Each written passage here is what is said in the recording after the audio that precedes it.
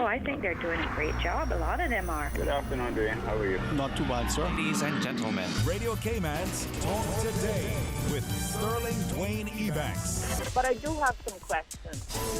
There are more questions than answers. Radio Cayman's Talk Today. If you're ready to talk, we're willing to listen. Well, I really enjoy this program today. Cayman Islands' foremost listeners participation program. May God bless every person.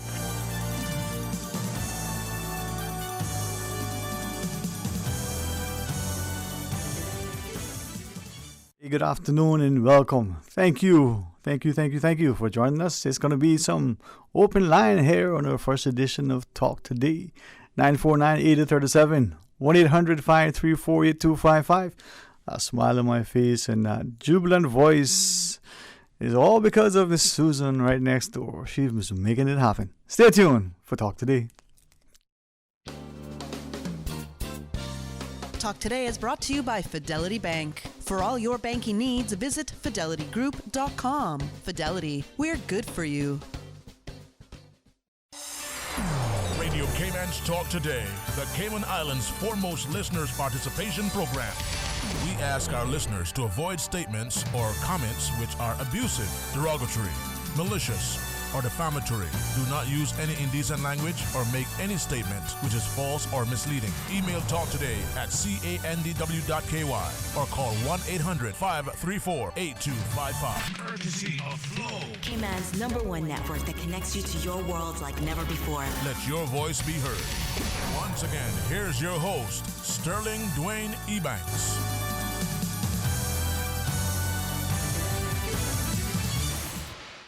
Hey, good afternoon. Welcome back. Thank you so much for joining us. It's going to be some open line, 949-8037, 949-6990. Of course, you can always call us on our Flow toll-free line at 1-800-534-8255 as we invite you. No prizes, no surprises. Well, who's going to be the first to call and share their thoughts? And what is it going to be about? Yeah, but one day if you could look in to some sort of magical mirror, what would you see? If you had a crystal ball, what would you be able to predict? Well, 949-8037, 1-800-534-8255. You want to tell you what Miss Susan likes? Like me, the district days for the Pirates Week. It's the good fun. You know, when you get a chance to go out, and sometimes for some of us, it's the only time that we get a little taste and a little sampling of the Caymanian culture, the food. Get a chance to spend some time with friends and family. Now, for others, their interest isn't as great, certainly isn't as varied, but it's always something for someone. And as we get ready to sort of kick off the Pirates Week, we also have the Breeze Fusion Fun Walk coming up on Saturday as well. We thank all you for joining us, not just our sponsors, but for all the participants coming out and having a family fun day and supporting our communities. 949-8037. Is that a little too slow? 949. My good friend Ray Banker earlier had a chance to chat with him, and he is remarkable. I tell you what, if it wasn't that I work so closely with him, you hear me call his name so often, you would have to wonder, hey, what is going on here? I mean, I know it's the 21st century, but is it really? But Ray is remarkable, and honestly, when you see his diligence, his dedication, it could be a Sunday afternoon or it could be bright and early on a Monday morning. He calls you up, make sure that you're doing what you're supposed to do. Did you get the information that you promised? Are you working on the thing that you need to get done? And always stumbles, as he calls it, across a little gem. And his eye for detail, his dedication, commitment, but the healthy respect, and probably equally that willingness to share his discoveries with our people, so that one, we're reminded, and two, we're informed. But in that vein, let me ask of you. I do this deliberately, but carefully, not to be afraid of politics, because politics is in everything. Anybody has ever been in a part of an organization, including a relationship of any sort, a family, there's politics in it. Negotiation, sometimes it's submitted to arbitration, other times you just open and share hostilities. But with the whole debate in our legislative assembly, what has been interesting is the number of people. Now, for me, sort of new voices and faces who said, yeah, they would follow the legislative assembly, but only what the news media would report. And over the years, sort of that information came from different sources. But increasingly, more and more now, and it's not just because the technology is there to listen to it directly. Radio Cayman has always broadcast the proceedings live in a long time, and for some, it was seen for as long as they can remember. Partly because some of us have short-term memories. We see that as we joke and jest about one election to the next. But our sister station, Breeze 105.3 FM, has been broadcasting the proceedings live. Some listen very intently without interruption. Others have it on and pay close attention while they're about their day. Again, the beauty of radio. Now we can watch it and actually see it, whether it's using CIG TV or some other means to watch the legislators as they give their contributions to the various things that unfold within the Legislative Assembly. Now, I say Legislative Assembly not to be disparaging, because and with, for the most part, with their consent. Some individuals were sharing earlier that we were talking about the parliamentarians, and some were perhaps mistaken. Maybe they're not, but they keep talking about our parliament and using the word as it being supreme. And from what I gather, and again, for those who are much, much, much more knowledgeable, if this is incorrect, then quickly call and share and make sure that we have it right. But our Legislative Assembly is not a parliament, and as such is not supreme, in that it can't bind, one set in one government or the next. And as they're going about the business of running the country, I think the opposition leader, Mr. McLean, as he shared, it isn't just 19 people in the sense, and they're making laws that affect the 60,000 or the 80,000 or the 100,000 or whatever it is that the population is, that in times, especially, as he emphasized, when it comes to our financial legislation and regulations, that those laws, those amendments can affect not just the people here or the companies and entities, whether it's the mutual funds or other structures, but the companies in other jurisdictions that are subject to that legislation. And sometimes when you think about that, that could be, as Mr. McLean shared, hundreds of thousands of other people, perhaps investors and the like. So there are some great responsibilities on the part of our legislators. But when we think of the petition relative to asking the country to be able to be in a position to have a referendum on an issue of national importance, in this case, the cruise port, is that just affecting us, those in the sector? Is it just affecting now and maybe a generation or two? Is it just about the economics or the environment?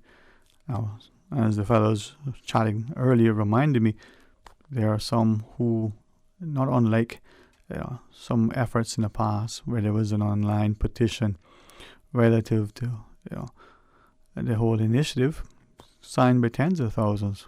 But those were people who visit the shores, who are divers and visitors and the like, and not necessarily eligible registered voters.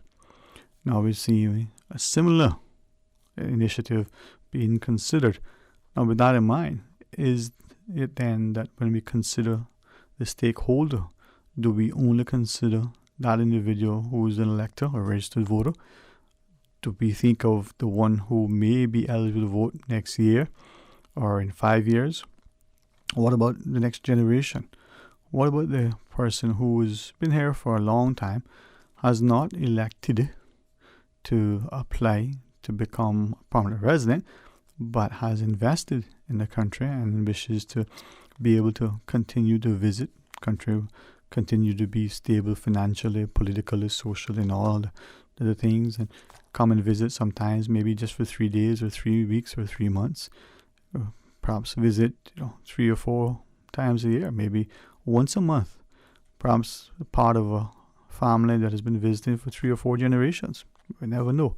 But some of us probably do more directly because we have those as we count amongst our friends. But what about the other people who are in the sector as employees and as entrepreneurs, whether it's Caymanian investors or other? Now, with that, should the government not be entitled to go about its business and say, we're going to proceed because we think it's in the best interest? If you don't like it, well, go to the polls and we'll deal with it. Now, that same question was asked, and someone in the discussion earlier suggested, well, instead of having a referendum on just one issue, in this case, the port, why don't we have a referendum that we have every 4 years? Let's go to a general election. Let that be a referendum. And instead of waiting for the election that will be presumably, occurring in May 2021, why don't we have it sooner? Now, he says in that the country will have a vote on an issue, one issue, an important one, in December, in a celebratory time of year. And then, within a year and a half later, we'll go to the polls for a general election. A lot can transpire in a week, much less in almost 2 years. But again, what is it that we're trying to achieve? I'll invite you to call and share your thoughts, 949-8037, or please use the toll-free number with the kind compliments of Flow at 1-800-534-8255. And of course, WhatsApp is always there, 925-3261. You can, do, I think, to my knowledge, only 2 ways to access us on our WhatsApp. You type it up, or you text the speech, whatever it is, and the words appear on the screen, you send it across. Or you press the little button wherever it is on your keypad, and you record your voice, and you talk, and you say, hey, this is what I want to say. And we play it back as if you were calling in. With great respect, do not try calling us on the WhatsApp line. We cannot answer it online, probably will not answer it at all. So just send us a WhatsApp in whatever format that you find most comfortable, most convenient, and perhaps the safest method for you to use in order for you to send your thoughts to us. All right, let's pause, take our first break, and when we come back, can you imagine? It's already Tuesday. Well, stay tuned for Talk Today. A caring and community spirit, cherished family and cultural values. These are some of the things that still embodies the Caymanian way of life in the Eastern Districts today. Savannah Pharmacy, your neighborhood pharmacy, located in Countryside Shopping Village, is delighted to offer products and services of real value. Whether it's catering to your family's medical needs or carrying apparel, gifts, and beauty products, Savannah Pharmacy provides you with more than just prescriptions. Remember, they're always just around the corner with everything your family needs and convenient opening hours, including Sundays and holidays. Savannah Pharmacy. For more information, call 946-3336. The government claims the cruise berthing facility won't cost us a penny. It will be paid for by the cruise partner who use it, not by our people or our government. The fact is, you will be paying. Because government is going to give the consortium development team, led by Royal Caribbean and Carnival, a portion of the cruise revenue that is currently being banked by government. What's more, we will be repaying them $450 million. $250 million more than what the facility even costs. It's your vote, your future. So make a decision based on fact. You deserve the whole truth.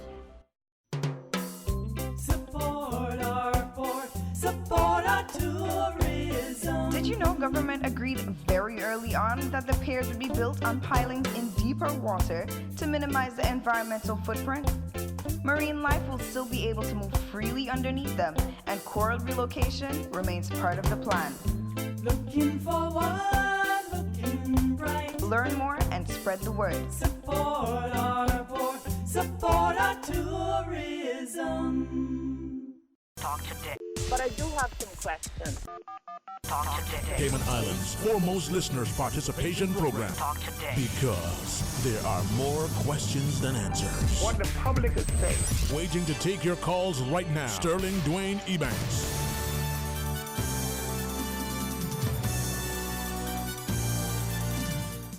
Hey, good afternoon and welcome back. Thank you for joining us. Now, it's open line, 949-8037.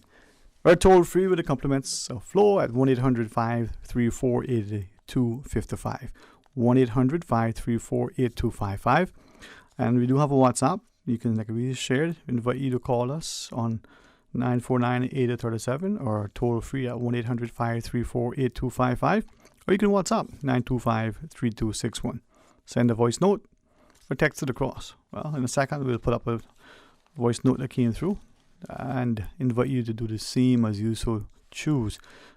Just quickly sharing a comment someone sent us during the break. They call. I didn't realize the breaks were so. Sometimes it comes so fast, and so other times they don't last as long.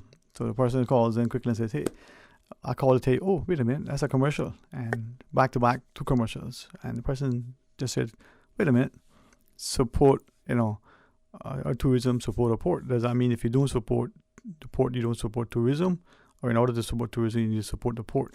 I don't know whether he was asking an answer from me, but well, I pose the question to you. What does that mean to you?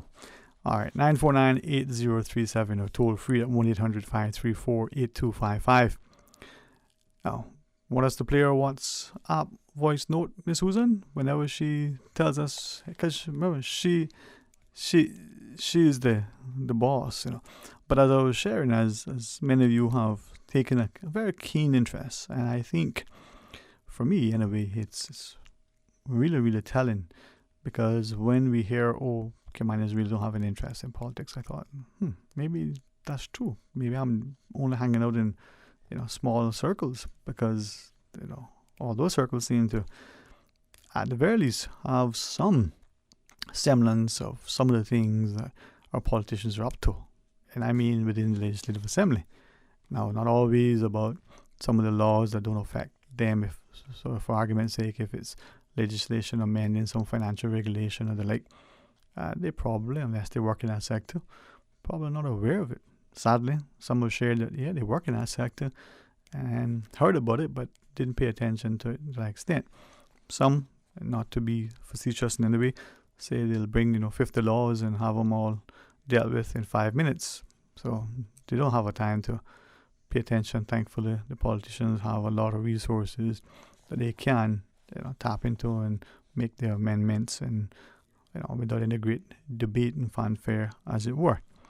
Now, having said that, the number of individuals who are listening, at least aware of the discussions within the Legislative Assembly, are well, and it's good. It means that at least we're paying attention, and at the very least we're going there. And as we shared, the WhatsApp is there, 925-3261. Let's play our voice note. Yeah, I've been watching on Cayman Island government television the proceedings in legislature. It's embarrassing. It's immature.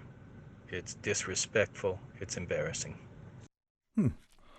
Well, appreciate that person sharing that thought. Do you agree?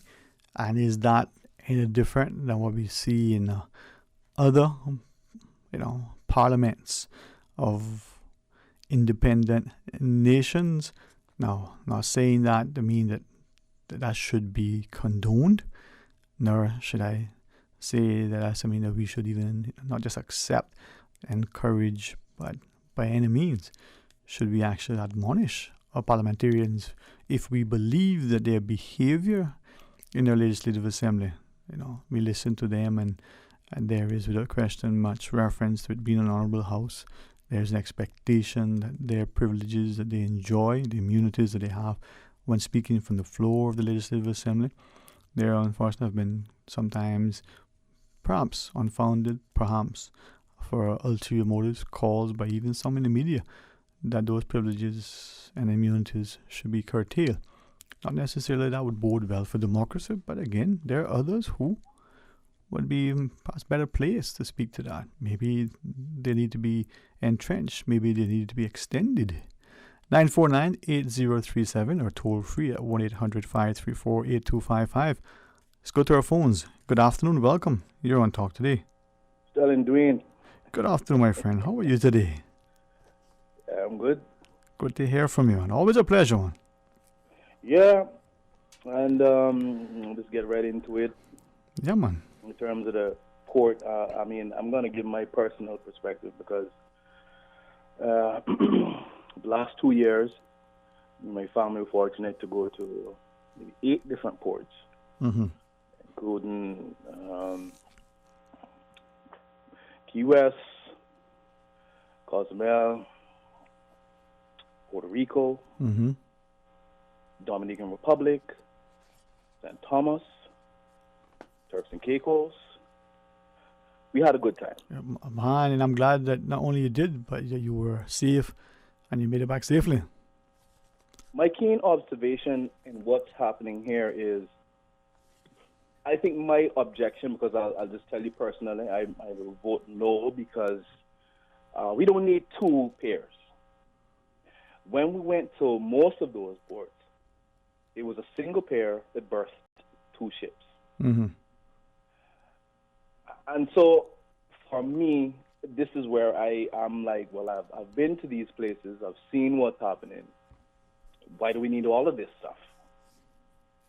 So that's my main objection to the whole development. Now, if we put this parallel to what, I'm not being overcritical, but we have to be critical of our government because it's my government. And if you put this in parallel with what we're doing, what we did with the schools, they started a few of those schools all at the same time. And eventually, what eventually happened was we were lagging with the latter one, and probably still. And I'm saying that perhaps we start with 1 pair that can berth 2 ships. I think that's doable, and it's less of an impact. I don't think we need 2 pairs that can berth 4 ships. What say you?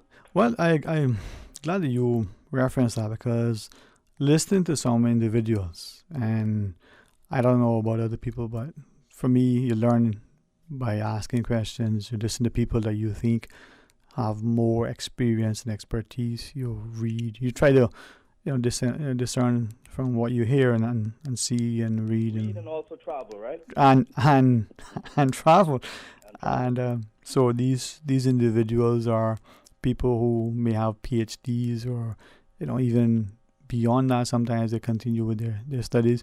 Some are just people who have life experiences.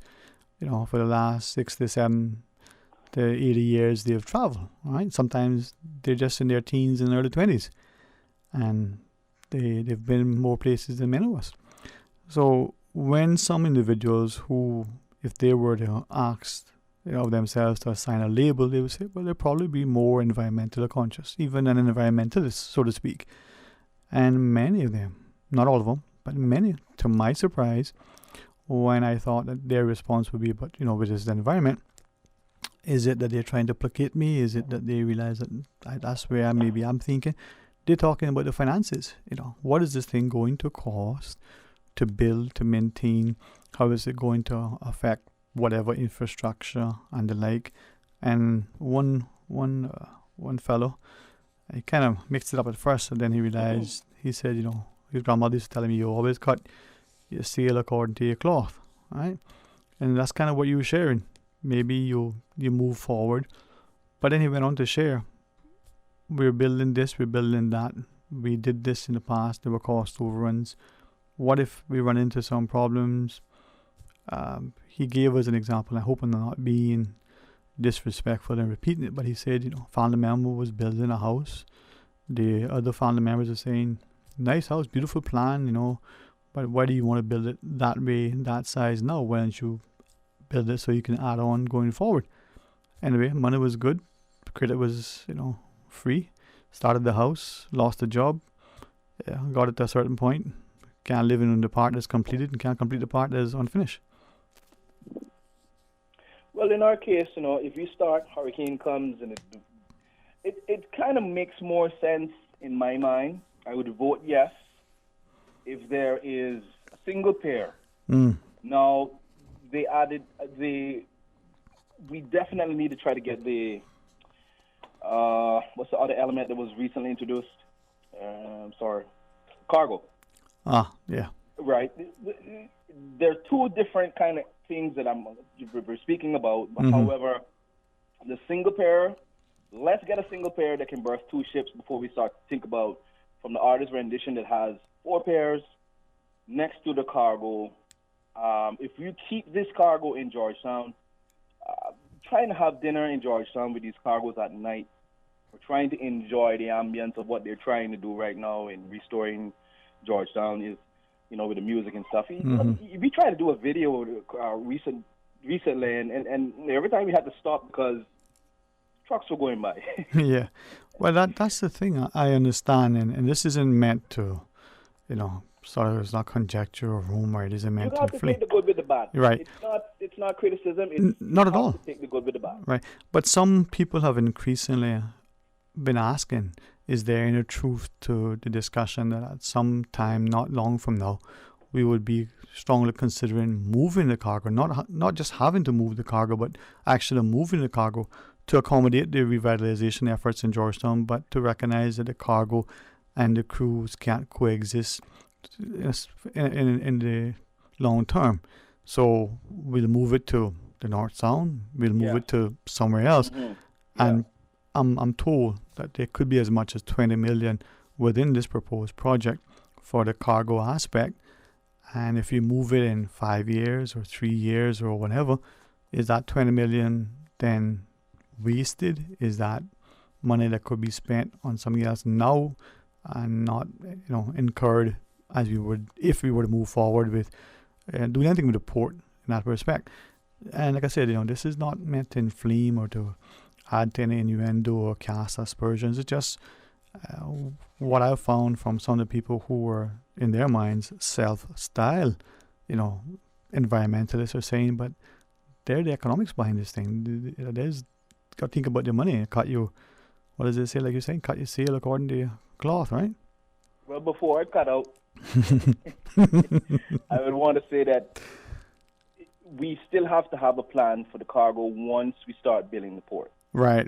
The single pair, if I do vote yes. Mm-hmm. If there's 2 pairs, I'm going to vote no. So I'm obviously a no person. We have to put, yes, once we are in the construction phase, I think the North Sound is probably the ideal place that we can start bringing in the cargo, and we keep those separate. You don't have to intertwine customers from the cruise ship with the cargo. All right. Before you cut out, can I ask you a question? You choose to answer if you wish, right? Yeah. The construction is going to, so let's say you're going forward with doing the port and so you're going to be building the piers and all the stuff that happens when you build. What are we going to your knowledge, are you sufficiently clear as to what we're going to do in order to make sure the passengers that are coming in, of the 2 million or so passengers, where they're going to go, how we're going to accommodate them, what are we going to do with them while we're building? It's going to be chaotic. Okay, but do you know where we're going to put them? No, honestly, if we just said we would bring the cruise for now at Spots Dock while we do Georgetown, I think that would be more comprehensive. Right. But we're trying to put pedestrians and construction at the same time, all in the harbor. Maybe you might want to think about Spots Docks and have the ships come there. It's not the best, but it would have to be fixed up eventually so that we can alleviate the possibility of a lawsuit if somebody drops down a hole or, Yeah, I hear you, man. I hear. And I'm just asking because some people ask me as if I was supposed to know, and I thought maybe I missed it. But a number of people saying they're not sure exactly how we're going to, and maybe it's too simple an analogy, but I'm thinking, how many of us have renovated our bathrooms or our kitchens while we're living in a house? And it may only be a week or a month. It's not a big project. We can still live in a house. But it can be inconvenient if we have another bathroom even to use, but families have to share. But if it's our kitchen and our stove is down, the fridge may be plugged in over there, but how do you get to it? So I was just wondering, and I really don't know. Chaotic. Use the Spots Dock. I don't know my time is 9 now, but good talking with you. Always a pleasure, for the alternative. All right, man. Thank you very much. And if you share your thoughts with us, we can get a perspective. Let's pause and take a short break. When we come back, the phone lines are open. Give us a call. Think about something that makes you happy. Did it make you smile? We know it did, because that's what we do at Sagicor. Put smiles on our clients' faces every day. With a large range of products to cover your family, it's no wonder most locals choose Sagicor for their life insurance needs. Serving the community for over 25 years. Let us put a smile on your face. Call your Sagicor advisor today. As a Caymanian, it's very important to me that projects like this are thought of thoroughly before continuing. My question is, do we need it? And I've not yet been fully convinced that we need it, nor have I been fully convinced that we don't need it. So what guarantee do we have that these ships are going to continue to come? Please make the right decision. Please don't let the catchy songs overturn you. Please support the referendum. Please ensure that you are supporting sustainable tourism, not just money-making tourism. If the project plans have changed, even though it might be insignificant on paper, it's going to be significant for the environment. They need to release official information, official facts. That's where I am right now. I want to know, I want more information on do we need it. It's your vote, your future. So make a decision based on fact. You deserve the whole truth. Ambitious, determined, beautiful, and unapologetically uncompromising. You have set the bar high. Now let High Fashion and Design Studio take you to the next level. Full service hair and nail salon carrying the top designer brands. Calvin Klein, 9 West. Shoes, clothing, accessories, quality dressmaking, tailoring, and custom design. High Fashion and Design Studio, located in Cayman Trade Center, 199 Eastern Avenue, across from Bananas Restaurant. Call 945-4415 to book your high fashion and design experience today. Be bold, be true, be you. Vehicle owners are reminded that the Department of Vehicle and Driver's Licensing amnesty will expire on November 1st. The amnesty provides a waiver of back fees for unlicensed vehicles. If you plan to keep your vehicle on the road, keep your plates and visit the DVDL. If you are discarding your vehicle, dispose of it at the landfill and drop your plates off at the DVDL. For more information, contact 945-8344 or visit www.dvdl.gov.ky. Did you know that human rights in the Cayman Islands only apply vertically? Which means that the rights listed in the Bill of Rights can be enforced against the government only and not against private individuals. It should be noted, however, the government will have to take account of the human rights set out in the Constitution when passing local laws. Human rights are the essential rights and freedoms that belong to all individuals, regardless of their nationality or citizenship. Brought to you by Celebrate Cayman in celebration of the 60th anniversary of the Cayman Islands Constitution. Talk today. But I do have some questions. Talk today. Cayman Islands' foremost listeners participation program. Talk today. Because there are more questions than answers. What the public is saying. Waiting to take your calls right now. Sterling Dwayne Ebanks.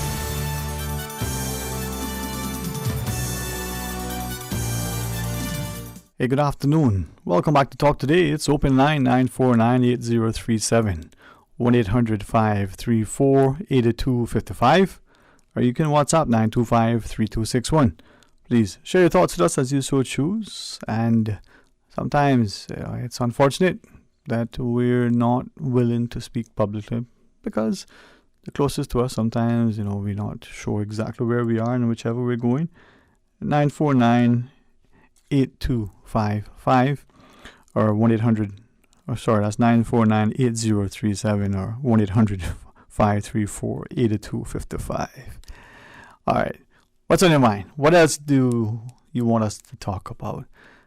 I know many of you have shared, and I honestly must say that I don't travel in that direction often. When I do, it is frustrating, so I can only empathize with you. But the roads, maybe some of you can weigh in and share with us. What are your experiences with the recent sort of adjustments to try and make the traffic move much safer, faster, better, more efficiently? Is it working? I know one or two have said, wow, can't believe it. What used to take,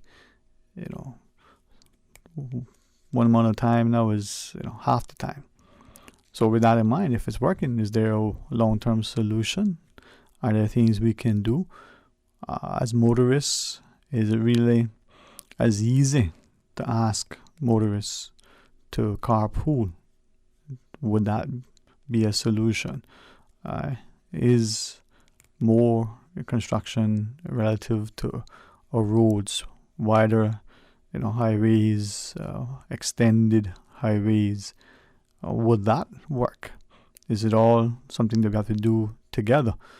Do we need to restrict, ownership of vehicles, usage of vehicles? Do we need to get to a point where some would say, well, that's a bit draconian, for argument's sake? Someone suggested there are some of us who are on the roads during the peak hours, but we really don't have anywhere that we need to go. We're just there because maybe we didn't plan our day properly. So we're going to run out now to deal with this, and when we get out, one guy said, it happened to him. Wasn't thinking, just jumped into the car because he wanted to go somewhere, and before he realized it was, oh wait, this is when traffic can be really, really bad. Oh well, I just sit in the car and no big deal. It's not that difficult to make. I'm not in a rush, so I'll get there when I get there. Now, would you be in favor of a law that says, if you don't have to go somewhere, then stay off the road? Or does it become just a common accepted practice?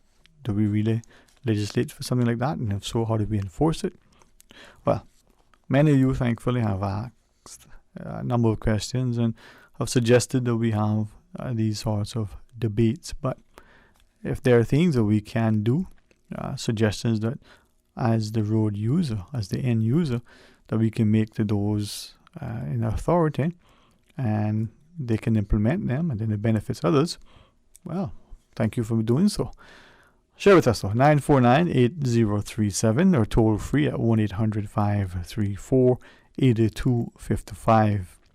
Now, another question that was asked, and one of it was asked, one time it was asked in such a way that the guy says, just out of frustration, it's the whole usage of the roads, the new bypasses and the like. And in particular, I must share, just so that it's clear to everybody, it's the road I would use to the best of my knowledge, unless I, got the good favor of getting the police helicopter to ferry me back and forth to work, or, Jarvis and those guys at the catboat club take me by catboat. I have to drive that way in order to get to and from work and everywhere else that I'm going. So we use the roads heading down to West Bay and coming back out, and we go through the tunnels each time. Now, one of them, the northbound lane, it's closed sometimes for days on end. All right, let's go to our phones. I'll tell you more about that in a minute. Good afternoon. You're on Talk Today. Afternoon, Dwayne. Afternoon, sir. How are you? I am listening to what you say. All right. Since the government don't know the solution, let me see if I can give them a little bit of advice. Well, thank you. The solution. All right? Okay. First thing we came on now, stop giving it residence and status. Okay. Unless it's marriage. First solution, ease up on immigration. Second thing is with roads, build a bridge through the North Sound, right? Comes down to the north side of Cayman Bay. That's the only relief you can get. But what they're doing up by Red Bay now, making that road wide to take traffic off in South Sound Road, that whatever they do on that side of the island is not going to help the traffic coming down in the morning. It's going to still bottleneck. I don't care how many exits they put coming back down in the morning, it's not going to help. Okay. It's going to be a big relief going up in the afternoon, but it won't help in the morning. So now I thought I understood from someone this morning that there was, I think by Anton Borden, they've closed some roads, you can't turn some ways, and I know that there was a press release, right?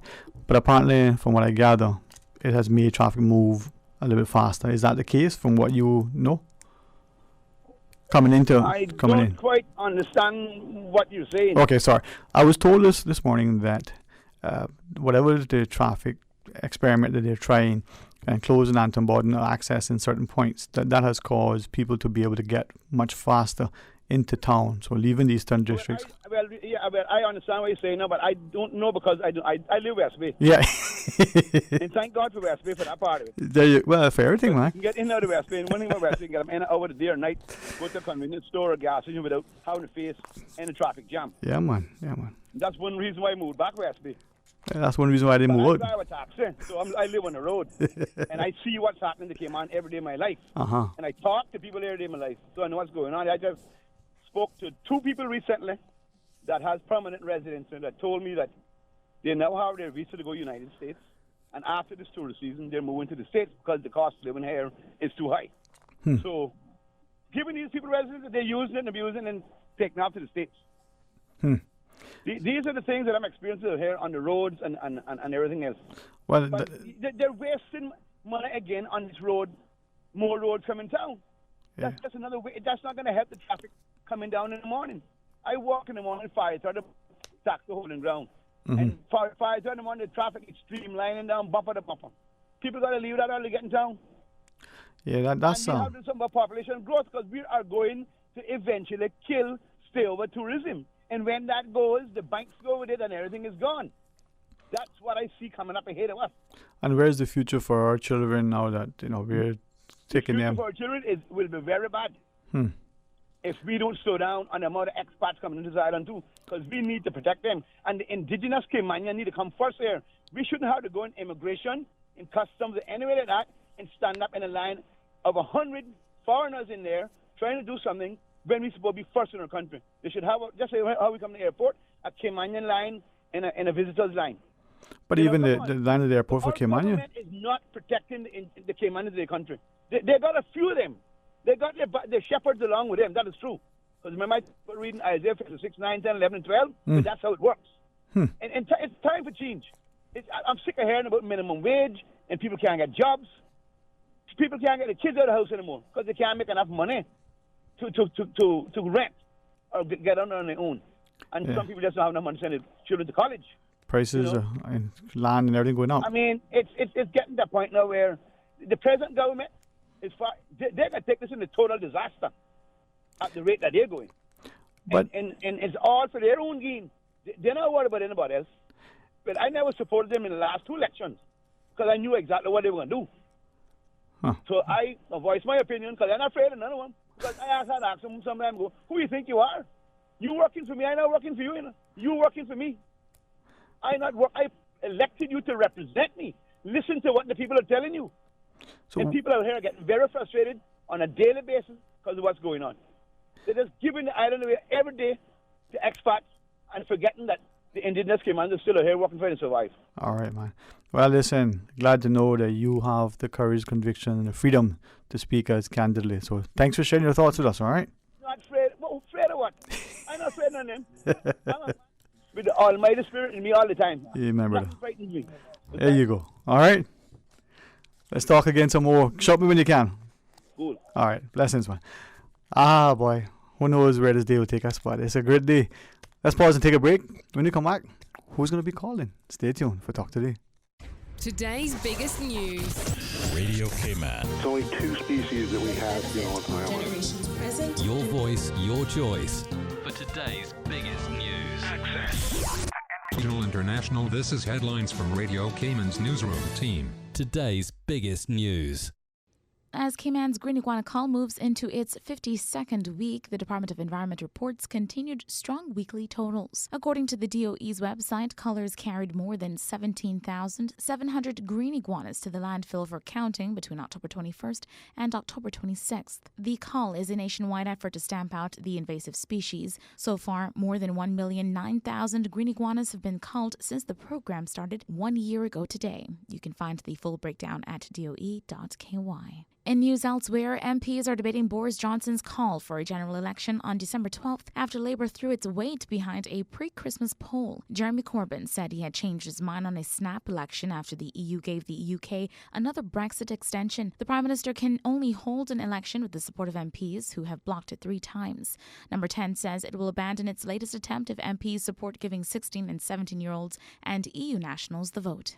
And U.S. lawmakers have accused Boeing of engaging in a pattern of deliberate concealment as it sought approval for its 737 MAX 8 plane to fly. The accusation came as Boeing chief executive Dennis Mullingberg was quizzed by the Senate Commerce Committee. Senators said they had serious concerns that Boeing put profits over safety as it rushed to get clearance.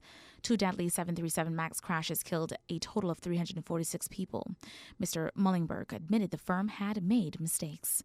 Those are your latest updates here on Radio Cayman. I'm Shanda Gallego. Stay in touch with Radio Cayman for the latest in news and information. Follow Radio Cayman on social media, Facebook, Instagram, Twitter. Download the Radio Cayman app or log on to our website, www.radiocayman.gov.ky. Radio Cayman, your voice, your choice, your radio. Talk today. But I do have some questions. Talk today. Cayman Islands' foremost listeners' participation program. Talk today. Because there are more questions than answers. What the public is saying. Waiting to take your calls right now. Sterling Dwayne Ebanks.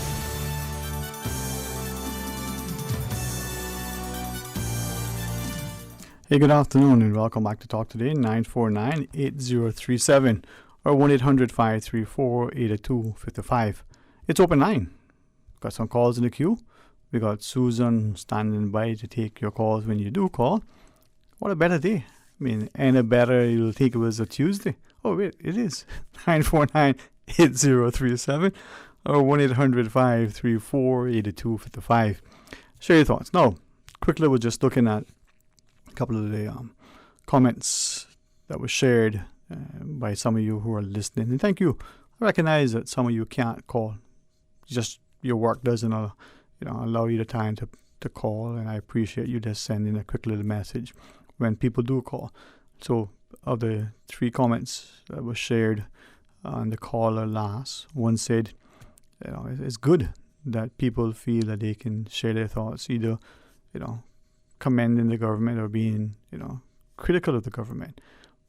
But, and this is, I had to reread it just to make sure, but this person said, but at the end of the day, is that a majority of the people? Because seemingly we go to the polls and convincingly, in most of the electoral districts, people who win with a number of comfortable sort of margin as it was.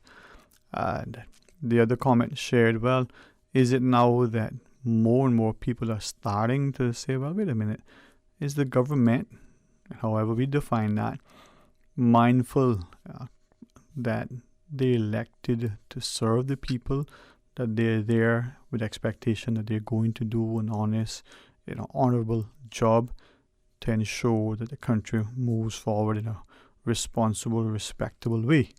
This person, this person, as the message came through, saying that, we can look at the intellect, we can look at the abilities, but is there also a conscience and a level of commitment? Now, my answer is yes. That was not meant to be a rhetorical question at all, but I think we elect people who genuinely set about, in their minds to do what they think is best for the country. I ask this question not to be political, but to be very deliberate. If we as voters don't believe that something is in our best interest, our collective best interest, the interest of us today and potentially of us tomorrow, not just ourselves, not just the future generations of our children and the like, are we going to just, if you don't mind the phrase, just beat up our gums, as they say, and just talk about it?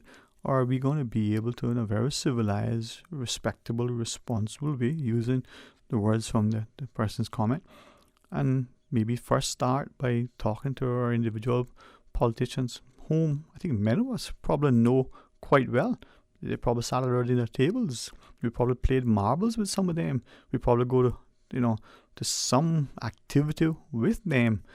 Surely they're very busy, but I would imagine that they're very willing to listen. If, as some of you have alleged publicly, and some of you share otherwise, well, they become arrogant and condescending, they're hard-headed, they're whichever, and we find all sorts of disparaging comments to make about them. Well, what does old people say? If you can't hear, you can feel. Maybe it's like what we saw with other examples that in some of our cases, our parents and grandparents did with the governments of the day. They thought they were going astray, they wouldn't listen, and very quietly, it seems that everybody knew, except those who were campaigning, that they weren't going to be re-elected. And so, come election day, when the results are tabulated, the only person that is surprised is the incumbent who wasn't re-elected. Now, is that the way we do it? What is it they say? It's a blind side, as it were. Or are we sharing with them, hey guys, come on, let's get on board, get on the right page, and let's do this thing properly. Now, not because 9 out of 10 people agree that the 10th person is wrong, but it doesn't mean that the 9 of the 10 are necessarily, wrong either. Always a case the majority rules, but if the people, as the caller very, very respectfully shared, things are becoming expensive, things are becoming challenging, it's hard to make, ends meet. There's a concern for, well, one, will you be able to afford land for yourself and for your children? Will that build a house? Will there be employment? What about now?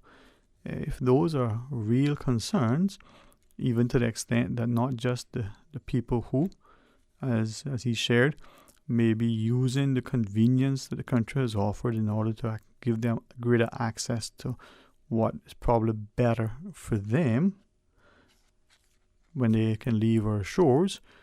But what about our own people who are saying, I don't know that I can retire here. I don't know that this is somewhere that I recognize anymore. Has that horse already bolted, and is it too late? Then think about the politician who is very sincere and genuinely convinced that what he or she is trying to do is, it's in the best interest. Is it that they're going about it the wrong way, or is it that they're blinded, as some have alleged, by the prospects of what may lie ahead? Sometimes, we get sort of, sidetracked and we lose focus. Other times, we are very much, and we've probably all heard a pastor or two over the years that we've attended talk about some of us that sit in the pew, we're so heavenly bound that we know earthly good.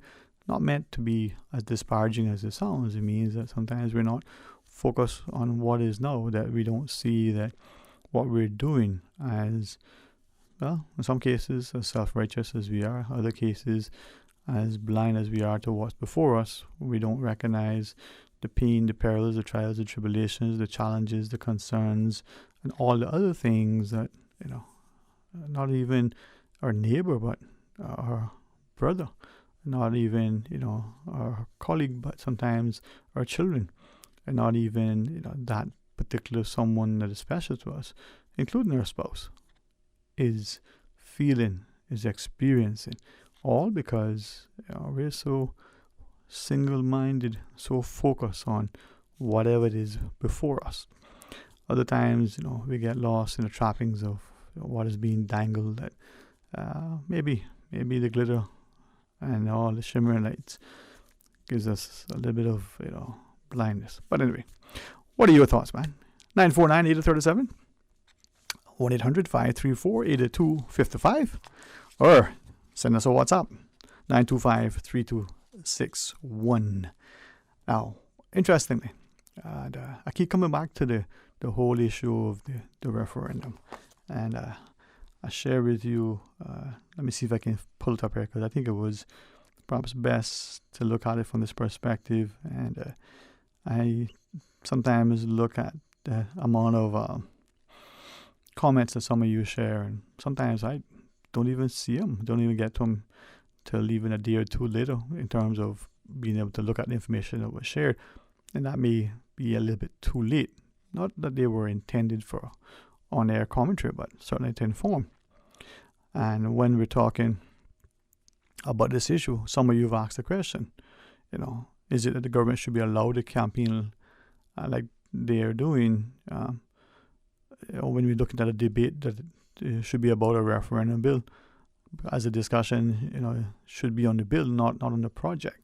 And when we're looking at the debate, for want of a better word, within the Legislative Assembly, are we, as some have shared, concerned of the potential impact that it could be having on democracy, and maybe read it this way. It says, it would be great if the debate in the cruise port would be on the basis of facts and not on name-calling, hatred, arrogance, and political posturing. Otherwise, the result on the 19th of December would only be based on emotions and not on solid economic, social, environmental, and commercial metrics. It says, as an electorate, we are sick and tired of election campaigns based on rhetoric and fanfare and no engagement on the facts. I pray that both sides of this issue will respect the public's democratic right to get the facts. Now, one person has picked up what I think I've heard a couple of this share. Remember the 19th of December, and some of you will look at that and see that perhaps it's important that we look on the whole issue of the discussion. Another individual weighed in and shared that this whole discussion shouldn't be tagged to the CPR. CPR perhaps should be commended for having a conviction to move the whole process forward, and certainly giving the public a chance to weigh in on an issue that for some may not have been in the minds of others one of those things that would have come to the fore in a manner in which, now, is it that we refer to this as a historical undertaking? Is it that we refer to it as a way that involves and invites as many of us as electorate to participate? Is it, as some have shared, you know what, I'm going to be going in this direction, a yes or a no, because of, and you've made your mind based on whatever the parameters that you believe are important? Or is it, as some have shared, well, I'm not so sure, I don't know that I have enough information, or I don't know if the timing, or whatever your case is. What I think is something that we should ensure is that we're always free to make a decision, that we always feel safe in casting our ballots. We always feel a sense that there's a great degree of confidence and professionalism, and I must share that from the others, even in other much more sort of presumably first world nations, what we have here on our election scale is commendable. Our people go out in large numbers, hopefully make the decision that they're comfortable with. The people who get involved and ensuring that the process unfolds in the manner that it does. It's great. Now, don't take it for granted and don't think that we can't have problems. Well, let's make sure that we ensure that what our forefathers did, that our children inherit a land, and that is one filled with respect and very, very civilized, responsible people. All right, let's pause quickly. Take a short break. When we come back, a few more minutes of open line as we invite you to be part of a discussion. Stay tuned for Talk Today. Sometimes having a middleman is not a bad thing, especially when it comes to insurance. Do you know that when it comes to cost, ease, speed, and peace of mind, insurance brokers ranked higher than when customers buy direct? So, for all your insurance needs, call Fidelity Insurance. We're the middleman you want. Call us today at 949-7822. Fidelity. We're good for you. The government claims the cruise berthing facility won't cost us a penny. It will be paid for by the cruise passenger who use it, not by our people or our government. The fact is, you will be paying. Because government is going to give the consortium development team, led by Royal Caribbean and Carnival, a portion of the cruise revenue that is currently being banked by government. What's more, we will be repaying them $450 million. $250 million more than what the facility even costs. It's your vote, your future. So make a decision based on fact. You deserve the whole truth. Always separate debris from household garbage after a hurricane hits. Debris includes roofing materials, downed tree branches, and metals. All items of debris must be placed in separate piles to the front of the property or at a side that is easily accessible to collection trucks. Debris must be placed in a location that will not cause obstruction to roadways or come in contact with electrical lines. For more post-hurricane waste management tips, visit the DEH website at www.deh.gov.ky. Talk today. But I do have some questions. Talk today. Cayman Islands' foremost listeners participation program. Talk today. Because there are more questions than answers. What the public is saying. Waiting to take your calls right now. Sterling Dwayne Ebanks.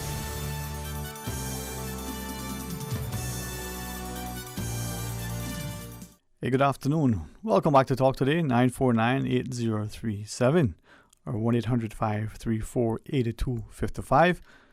Couple of minutes of open line, 1:30, our continued partnership with the Health Services Authority allows us to welcome to our studio Dr. Obina Elewana and Nurse Marie Barnes-Campbell and tell us about their recent trip to the Bahamas, and there's a chance to show that when we can leverage our connections, when we can offer up of our time, our talents, or our treasure, we can make our contributions and improve our own lives and a lot of those around us. Sometimes not just within our shores, but we have to be our brother's keeper. And I think, like so many who talk about sowing good seed, it's not so much what you do today with the intent that it'll come back to you directly, but as my mother always reminds us, good follows good.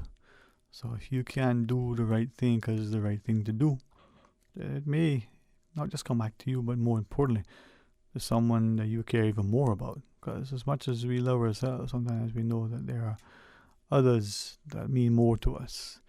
And when we can do things that ensure that it benefits as many people as possible, and not just today, but down the road, maybe that's why we do what we do. With that in mind, though, is that why some people, because they say, they're going to get it now because they don't know what tomorrow will bring. So it may be that allegation that causes some to say, yep, that's why he took that deal. He found a way to, and we fill in the blanks. Or we perhaps interpret this idea of living each day as it's his last with the intent that let's grab it all now. Instead of, as some have interpreted, let's enjoy with a view that we give thanks, that we offer up as much of a sincere service as we can. Your perspective, though, 949-8037, 949-8037. Toll free with the compliments of flow if you so choose, 1-800-534-8255. And if you want to WhatsApp us, 925-3261. Now, with all that is sort of going on in your lives and all that has perhaps transpired to date and all that you perceive could be before us as the year draws to a close. Today, we can count how many days remain in this month, and before we know it, we'll be ringing in the new year, God's willing, in a safe, festive way, but with a great sense of expectation that good and better lie ahead. Now, some of us will be, without question, always looking down the road for that thing that is going to come that's going to be even better. And maybe in so doing, we don't get to enjoy the now. Others, unfortunately, enjoy so much of the now that they make no plans, no preparations. What is it that the old people say? Provision for tomorrow. Saving for a rainy day, or as it were, in some cases.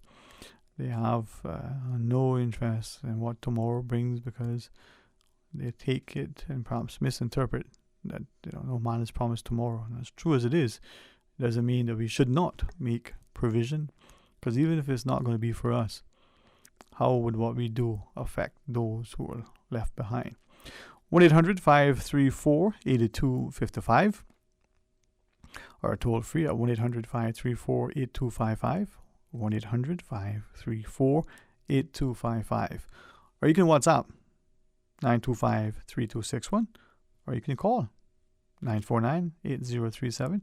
Of course, our wonderful request line rings through sometimes too when for some reason the gremlins are in the system and you can't get through on any of the lines.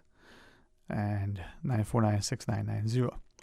Now I say that deliberately because I got a message from and I looked at it and I re-looked at it and I read it 2 times during the break, and the guy says, unfortunately, we think we live in a free and fair society, but it isn't.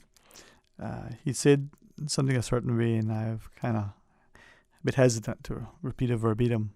So the closest that I can come to it is a saying I used to hear: kisses go by favors. Maybe some of you recognize what that means. Others may say, I'm not quite sure. Well, use it as a means for discussion.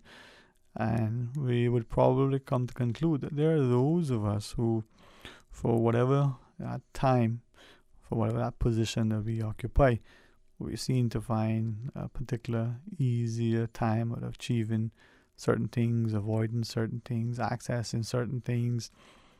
And that season may last what seems like a long time, but as it is, and as I read over what the person shared, the whole sentiment of, you spit in the sky, you fall on your face, sort of saying, it may not be the most glamorous of statements, but doesn't mean it doesn't ring true. 949-8037, 1-800-534-8255, or WhatsApp 925-3261. And the other sentiment shared by one of our listeners has simply to do with the idea that when people sit idle and quiet, what do they expect to transpire? All right, 949-8037, 1-800-534-8255. Now, when we think of what it is that we're about as a country, and we hear from many, sometimes it's just repeated because they've heard it so often. For others, it's a question they've asked, but to their minds have never been convincingly answered. And it may be phrased in the form of, well, who are we developing for?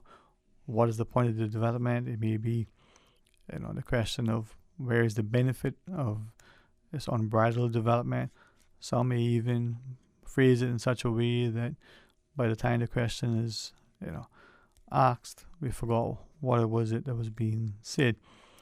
And I share that not to be offensive, but some of us perhaps do not appreciate the challenges that others face.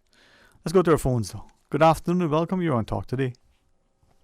Evening, Dwayne. Elvis here. How you doing? Mr. Elvis, how are you today? Fine as sifted flour. And tough as brown cotton, as Mr. Miller says? That's it, brother.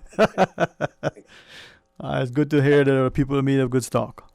Yeah, I guess you know me with my agenda, but I know how I've seen Kenneth Bryan.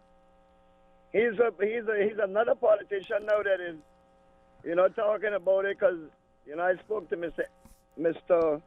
Ezra spoke about it over, I think, the same radio station about the decriminalizing, and he said that the medical part of it I can understand, because you're selling. This is a medicine, but it should have been looked into a long time ago. And anyhow, Dwayne, it's on the air. I heard Dr. Steve talk about it just before my birthday, and that was the best birthday present that I had in a long time. Because when you get a mind like Dr. Steve who come in and say it's time, it has to be talked about. The whole world is changing. It's not just Elvis McKeever in the back. It's talking about the world, scientists, people. I mean, the hippies been trying to preach this. The Egyptians been doing it 1,000 years ago.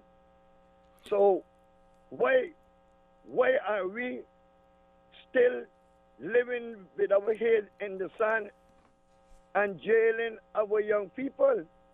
As we speak now, right? I was watching the LA, right? And they're talking about jobs for the young Caymanians and thing, right? But I wonder when them young Caymanians go to Border Nile and they look and say, how your police record? Oh, well, sorry, I went north, 3 months for ganja? Or I've done this for ganja, or they caught me selling ganja. Oh, I'm sorry, son, you can't get a job. And don't think it's not going to happen. It is happening. And you know the sad part about it, Dwayne? Yes, sir. That our own people, our own Caymanians, is holding it against our own Caymanians so they can bring in foreigners too. The same foreigner that they bring in, that's smoking the weed, that's bringing it here. Because you got, if you notice, let me tell you something now straight. You know, I talk straight from the hip. Mm-hmm. It's not only Jamaican that bring in marijuana to the Cayman Islands, you know. You are quite aware of that, right? It would seem that we unfortunately have this perspective that it only comes from certain places and it only being consumed by certain people. You know that. Let me tell you something. The most expensive weed that coming to the Cayman Islands now, it coming in on airplane. Cayman Airways through Miami, way called it hydroponic grown or something like that. Yeah, that little one, they bring that, you see, the Jamaican one, you get $800 a pound, a really good weed. That they're selling for $500 a pound. That the one that them white lawyers and the accountants and that the one that they smoke. You know, the people that hang out around the Ritz and thing there. Yeah, that's the caliber for them. So don't think that it's not here, and it's here to stay. And anyhow, what I'm wondering that Mr. Brian there, you know, I listened to the opposition on the radio. They gave him a little flank for doing it at the time that he's doing it. You know, they're really not giving him a flank about the questionnaire. But, you know, when will be the right time to do it? You know, it's on that questionnaire, right? You know, you seen it? Yeah. You seen the question? Yeah. Yeah, I mean, it's simple, yes or no. You know what I mean? Just touch it on the iPod or what kind of powder line, whatever it is, right? But anyhow, I'm really interested to seeing the turnout of it, and you're going to really be surprised. You hear? Yeah.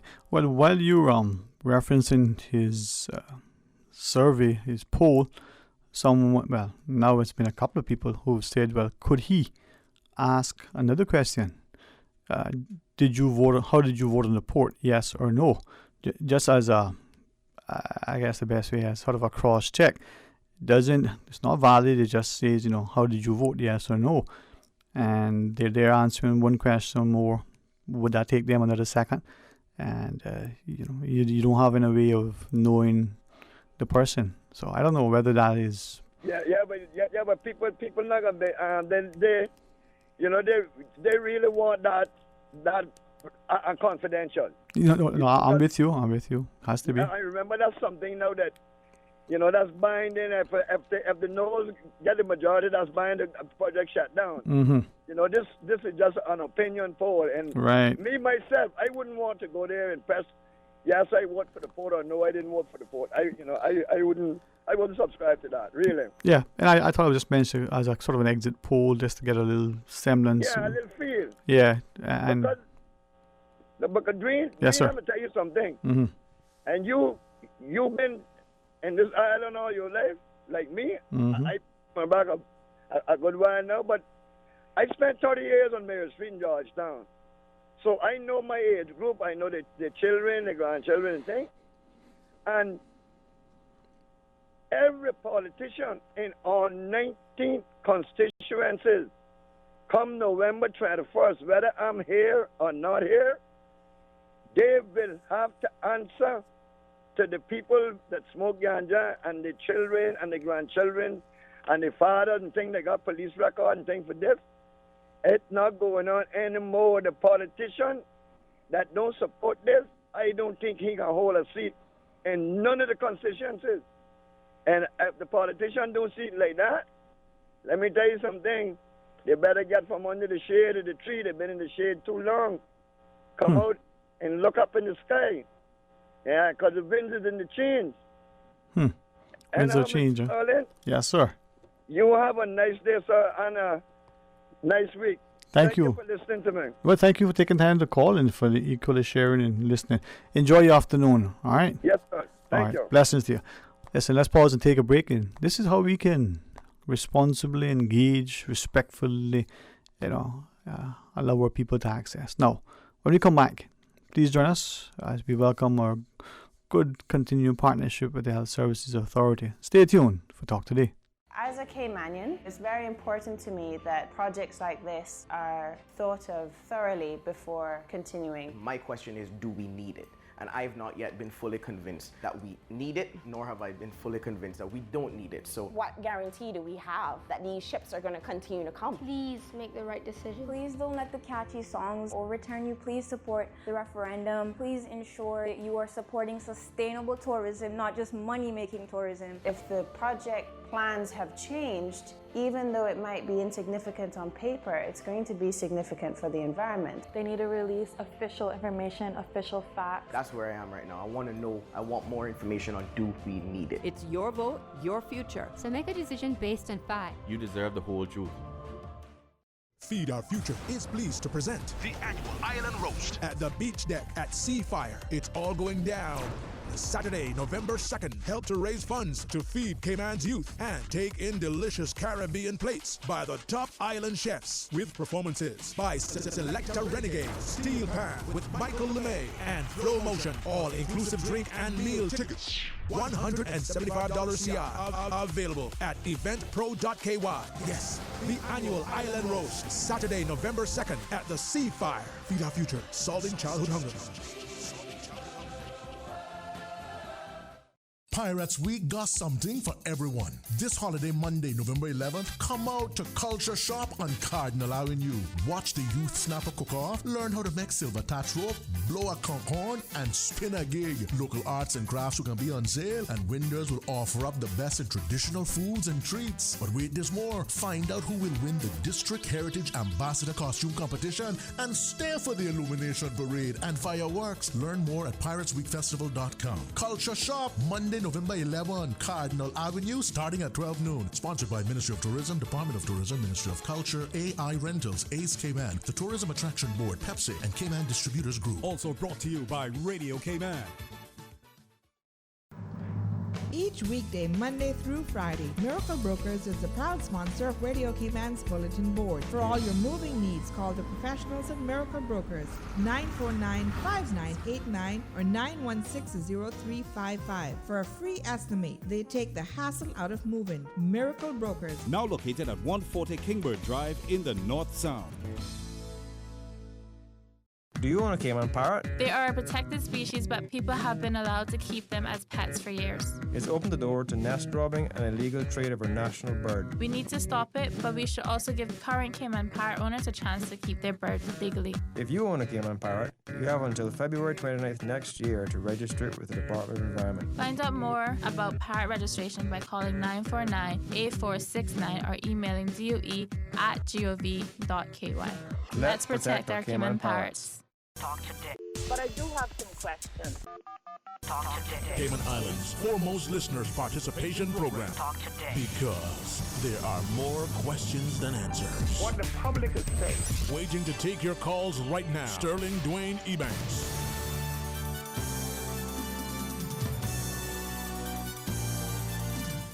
Hey, good afternoon and welcome back to Talk Today. Thanks very much for joining us. Always honored on a Tuesday when we can continue our partnership with the Health Services Authority. And this afternoon, Dr. Obina, together with Nurse Marie Barnes-Campbell, for joining us. And I was saying earlier that sometimes we don't always appreciate the role and scope of our health services within our communities, whether on Grand Cayman, whether we go to our sister islands. But there are times when we not just in the unfortunate occurrence of natural disaster, but other times we go over and we offer up our services, we do training, we do continue partnerships, but especially when there is a need because of nature sometimes makes havoc on our communities, we can respond in a very meaningful, immediate, impactful way. So Dr. Obina, to you and Nurse Maria, thank you for joining us as we share with us.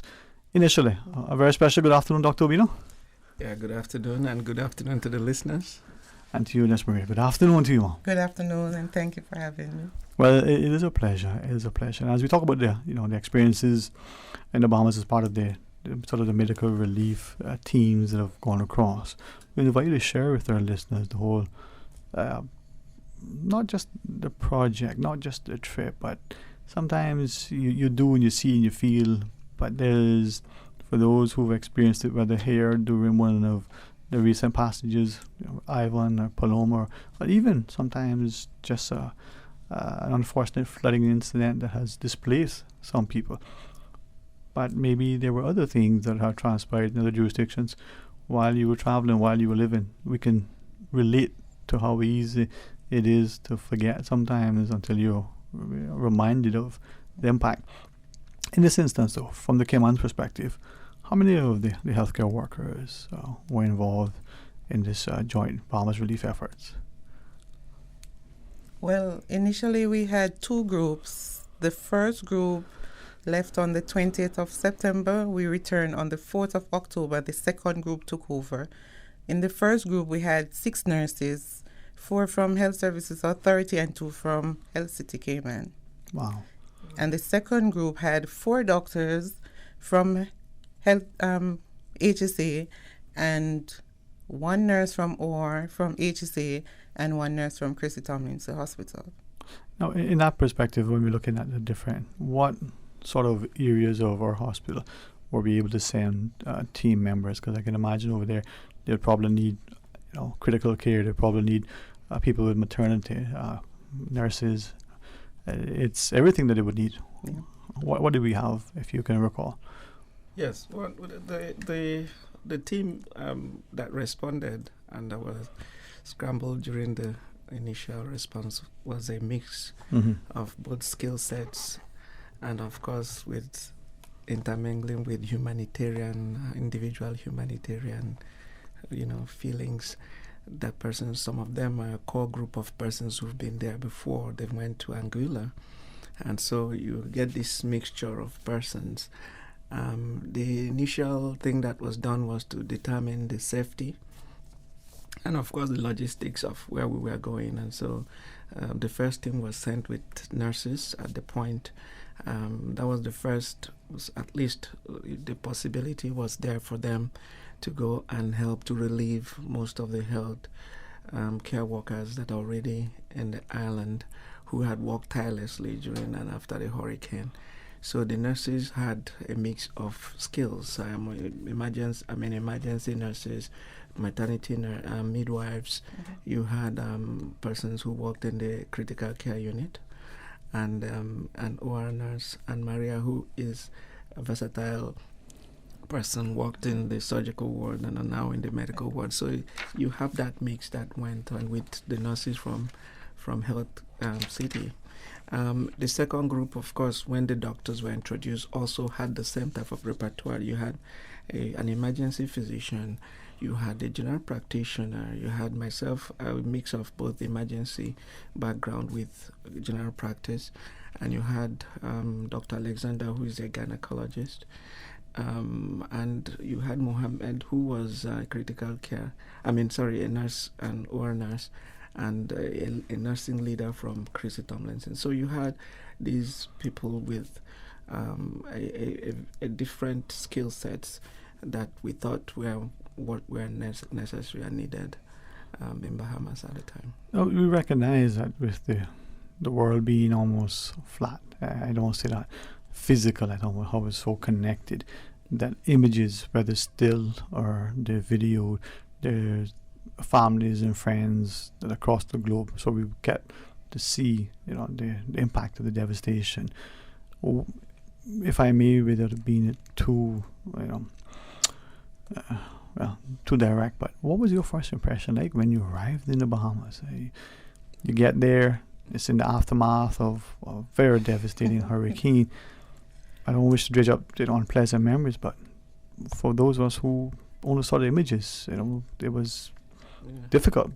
You on the ground, what was that like? Yes, the thing is, we are cushioned, of course, with the technological advance and information age. We had a little bit of an idea what it was, and we had the opportunity to interact 1 or 2 times with members who were already. So we are coming from a little bit of an advantage of what to expect. However, nothing prepares you, irrespective of all that. Yeah. When we were flying down in Nassau, because we arrived in Nassau and then the next day left to Abaco, Marsh Harbor in Abaco, when we are just about to touch down and you see the amount of destruction, you could never, nothing could prepare you for that, even with all the information you are getting, bits and pieces here and there, but it is surreal. Wow. It's surreal because you could not see, you hardly saw any standing buildings, even from the air. Wow. All you saw were rubbles and things. And when we landed, of course, we were met with putrid smell. You could sense of things that are beginning to rot. So those are the things that immediately puts a shock in your system, and then as you begin to drive to where we were supposed to be, then the reality begins to hit. That's Maria. As the first group that went, I was expecting the unexpected. I have been to Anguilla, so taking on this trip to Bahamas, I was telling myself, okay, it's not going to be the same, or it could be it could be worse. However, we got there 3 weeks post-disaster. We initially thought we were going to stay in Nassau. Then we were told we were going to fly over to Abaco. Well, we landed in Nassau on the Friday, and we flew over to Abaco on Monday. It was mind-wrecking. It was devastating. Wow. When we got to the airport first, we were blown away. And then traveling to where we stayed, it was mentally blowing. Yes. And it's just 3 weeks after, and perhaps for some of us we think, well, in 3 weeks, were they able to get anything sufficiently accomplished? Were they still chaotic and trying to deal with the impact? Well, we stayed at the clinic, the major clinic in Marsh Harbor, which is the Marsh Harbor Clinic. That was fairly good and standing. They had things up and running. Initially, it was very chaotic. They said a lot of people were in the clinic, so they had to get them out to start the healthcare service going. When we went, we started working the very same day. When we landed in Marsh Harbor, we started seeing patients of different kinds. And they had things under control. Security was very tight. We felt really secured. But majority of the people were evacuated. There were still some on island. There were still some returning to the island. But we were fairly secured. Because, it's all Bahamas, but this is their home. They don't want to be further displaced, having to leave Abaco and go to Nassau or anything else. Dr. Bill. Like Maria said, I was also in Anguilla. It was easier in Anguilla when you on a hindsight. Anguilla is one island state, the British Overseas Territory. So they had things already in place because they had help from the Royal British who arrived before us. In fact, I always say we were one of the first medical relief that they got. So that was a lot easier. But when I look at the Bahamas is a multi-island state with a lot of islands to take care of at the same time. And in addition to that, there were kind of a lot of NGOs who were intentioned to come and help. And there were so many of them that we realized that I imagined what they were going through, the emergency management team were going through, trying to put all this together. So we kind of saw why when we arrived, there seemed to be a little bit of, especially within the island itself, like Maria is saying, most of them were evacuated. And so there were not much going on in terms of persons leaving or persons staying around. So you couldn't see things like we saw in Anguilla, emergency workers trying to get people together, huddle them, and begin to distribute things. We couldn't see that from where we were. Right. But what we knew is that the clinic workers organized. It was fortunately standing, and so they had a generator, and so we immediately integrated to try and help persons coming to the clinic. eventually we arranged to go to the caves. That's why I said it's a multi-place. There are little caves in the island. The Great Abaco had caves on the eastern side, about so many of them.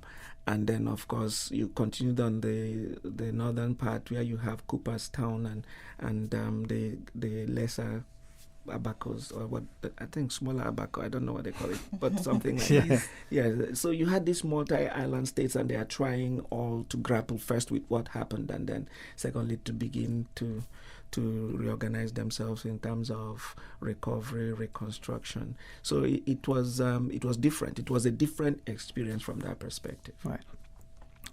When we come back from our break, I invite you to share with us as you are comfortable, from a number of perspectives, so that we can appreciate that too much is given, much is required.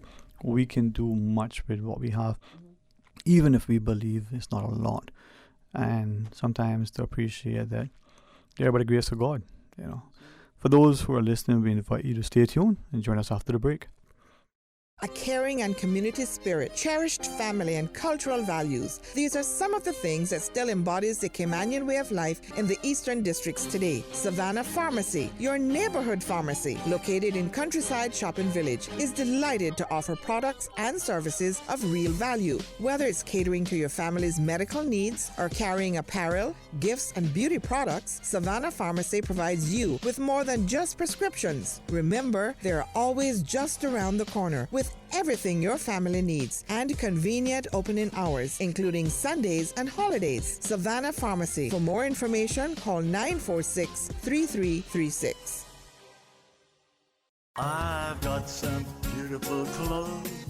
I know just where they go. Puritan Cleaners. Puritan Cleaners, serving the Cayman Islands for over 60 years. Take advantage of this fall special from now until 31st October, offering owners special 12% off all prepaid orders, $20 and up on all household items, plus ladies and gents apparel. This offer is good at all our stores. Savannah Countryside, 946-1884. Elgin Avenue, Georgetown, 949-2452. Eastern Avenue, Georgetown, 949-7104. Drive-through, rain or shine. Puritan Cleaners. You feel good when you look good. The government claims the cruise berthing facility won't cost us a penny. It will be paid for by the cruise partner who use it, not by our people or our government. The fact is, you will be paying. Because government is going to give the consortium development team, led by Royal Caribbean and Carnival, a portion of the cruise revenue that is currently being banked by government. What's more, we will be repaying them $450 million. $250 million more than what the facility even costs. It's your vote, your future. So make a decision based on fact. You deserve the whole truth. Saturday, November 2nd, Breeze Fusion 2019. Are you ready? Yeah. The Breeze Fusion 5K, 10K walk run. Bigger and better. Now featuring a 5K walk run and a 10K run for half marathon trainers. Join the fun and help raise funds for the Central Scranton Park and the NCBO. Yes, Cayman Islands, it's back. Your chance to be healthy. Your chance to give back. Save the date or register now at CaymanActive.com or at Radio Cayman Studio. The Breeze Fusion 5K, 10K walk run. Saturday, November 2nd. I like to move it. You like to move it. The Breeze Fusion 5K, 10K walk run. Taking place at Smith Bacadere, starting at 6:15 a.m. Are you one of the pensioners on island at risk of having their monthly payments stopped? The Public Service Pension Boards would like to remind its pensioners that their annual pension continuation certificates, PCCCs, have been distributed through the mail. To ensure continuity of benefits, please return your PCCC by December 31st, 2019. If you have not received your PCCC form, please stop by the Public Service Pension Board's Grand Cayman office, located on the first floor of the Government Administration Building, or the Cayman BRAC office, located at number 5 Dennis Foster Road, to address this matter. If you are a shut-in or have care or control over a pensioner who is unable to be transported to the Public Service Pension Board office, please call the Cayman office at 945-8175 or the Cayman BRAC office at 948-2544 for special assistance. Logic presents The Change Project, a campaign that highlights the reality of cyberbullying and the mental health impact it has on teens, parents, teachers, and families. Few people speak up when they witness cyberbullying, but we can change that together. We can strive to make a difference in our community by promoting responsible internet and social media use in the Cayman Islands and beyond. Will you pledge to make a safer, friendlier world online? Visit thechangeprojectcayman.com and take the pledge today. Proudly presented and supported by Logic. Talk today. But I do have some questions. Talk today. Cayman Islands' foremost listeners participation program. Talk today. Because there are more questions than answers. What the public is saying. Waiting to take your calls right now. Sterling Dwayne Ebanks.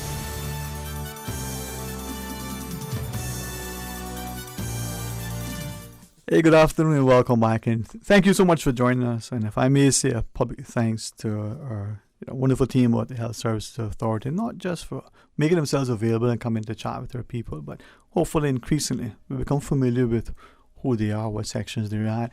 As a people, we hopefully start to consider the health sciences and the sector as a potential career, whether you're going to be a physician, serving in the ER, whether you're going to get into admin. There's so many aspects, and that's one of the encouraging things about this continuing discussion, is that we start to realize you're not just a doctor or a nurse. There's so much more that is so critical to the continuing health sector. Right, Nurse Maria? Yes. I'm telling you, Paul. Imagine if you had a script. No, but it is for me that I want our people to understand that the person working in IT, making sure that all the equipment and the records and the stuff is accessible, so that as a patient, you come in, you're talking to the nurse, and she's doing her triage, or you go and talk to the physician, and she is trying to evaluate you. With the click of a button, this thing works. Not like sometimes we go to our desk and we're pounding the keyboard and it doesn't come on, right? Yeah. All right. Just before the break, we were asking you about the relief effort as our medical teams went up to Bahamas. I wanted to ask if it's okay. You shared, if I recall correctly, went on a Friday to Nassau and Monday to Abaco. The accommodations, Friday in Nassau and then Abaco on Monday. We know the difference, but is this like going from West Bay to Georgia? Tell us what it's like. Okay, Nassau was very good. We were placed in a nice hotel, so we were well taken care of. Flying over to Abaco, it was all different. We actually stayed at a major clinic. All the areas weren't operational because they were only using generators and cistern for water. There was no lights on the island, no running water on the island. But at the clinic where we stayed, we had, initially we thought, I prepared to use a sleeping bag, but we were fortunate that we had beds. We had to use the patient beds. They weren't used before. So these were areas that we used. So we had to bunk up on the beds. Some of my colleagues even used the physiotherapy department. We had one nurse from Health City. He actually used a treadmill for his bed. But we knew it wasn't going to be like the hotel style that we were in Nassau. Yeah. So we already made up our mind. This is what it is. This is what we're going to work with for 2 weeks. So we made ourselves comfortable. And I appreciate you sharing that, because sometimes I don't think that we understand the conditions. I would just extrapolate that you go in and you're living and working in the circumstances and the people, your patients that you have to deal with. Your conditions are probably marginally better in a sense, right? But as it should be, because you're probably working 15, 18 hours a day and then barely sleeping. Trauma, post-traumatic sort of stress afterwards impacting anyone, the sleep after you come back. I want to get to that at some point. Not yet. I'll give you a heads up to think about it. What I first want to ask, though, is this whole, and the reason, I guess, maybe for clarity, the reason why I want to ask is I want us to start thinking about it. The other day, then I had a wonderful opportunity to fellowship with the Veterans Association, and one of the presenters from the Marines shared that we think of post-traumatic stress disorder as this thing that happens to combatants. And it does, but it can affect us all in many different ways, and we may not appreciate it. Now, obviously, thankfully, you guys have a wonderful support system. You have a great constitution. You are trained and skilled, but maybe some of us need to be appreciative that it can impact us. So if it's not improper, we'll ask about that maybe later on in the discussion. But you shared about working alongside the NGOs. I think even the U.S. Coast Guard and other entities there. The Bahamas is an independent nation. What was that like, working alongside these different organizations in the Bahamas?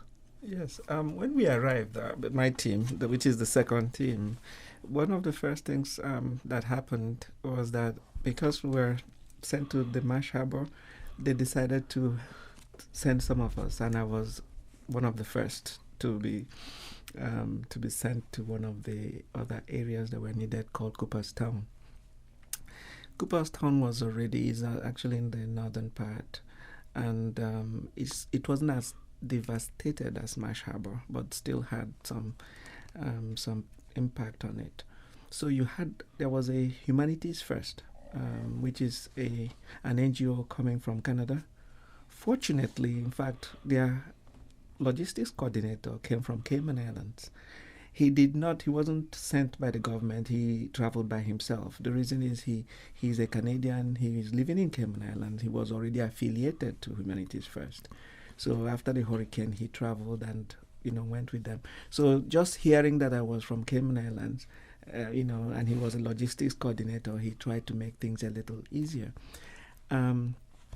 The environment in Cooperstown is not as much as it was in Marsh Harbor, because Marsh Harbor was a clinic that was functional, and they had generators and all that. In Cooperstown, they had generator, but there were so many things that their roof was off.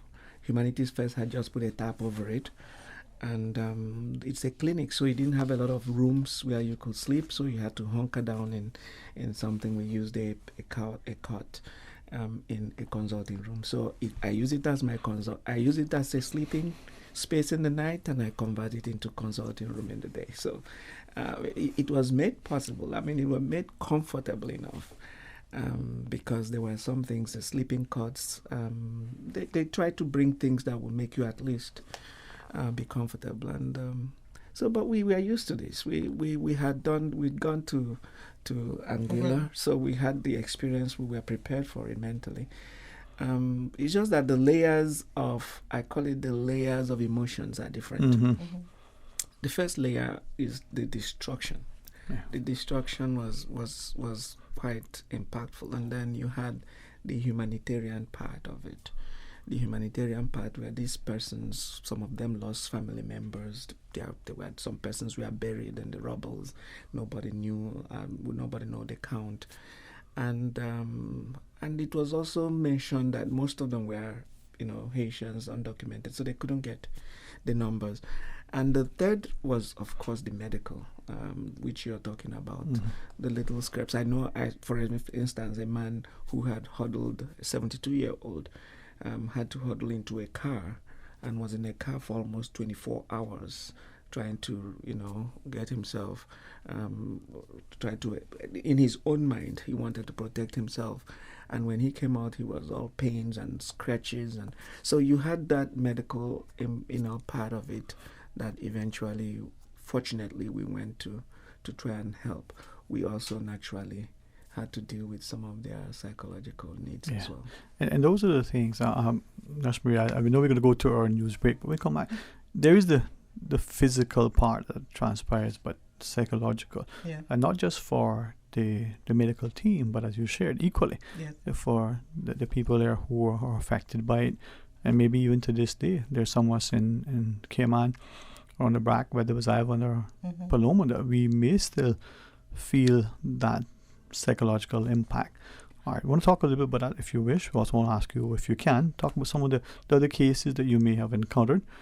Perhaps, speak more about, hopefully there were some positive, memorable experiences as well.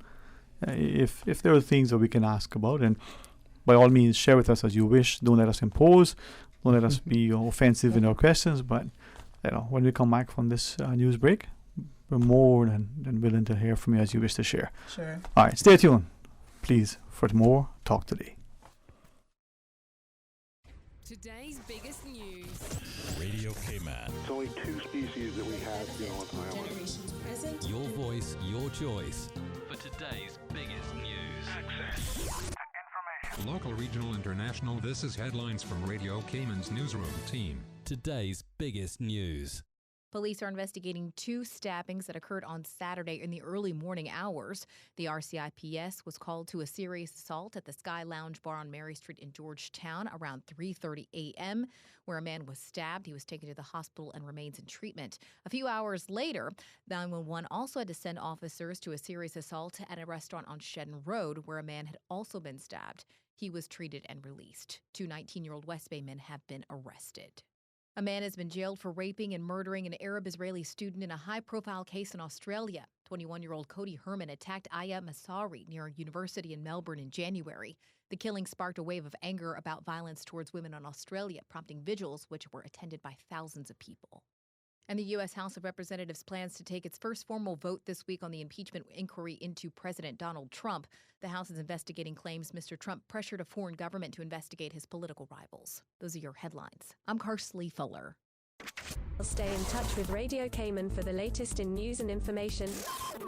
Follow Radio Cayman on social media, Facebook, Instagram, Twitter. Download the Radio Cayman app or log on to our website, www.radiocayman.gov.ky. Radio Cayman, your voice, your choice, your radio. Talk today. But I do have some questions. Talk today. Cayman Islands' foremost listeners participation program. Talk today. Because there are more questions than answers. What the public is saying. Waging to take your calls right now. Sterling Dwayne Ebanks.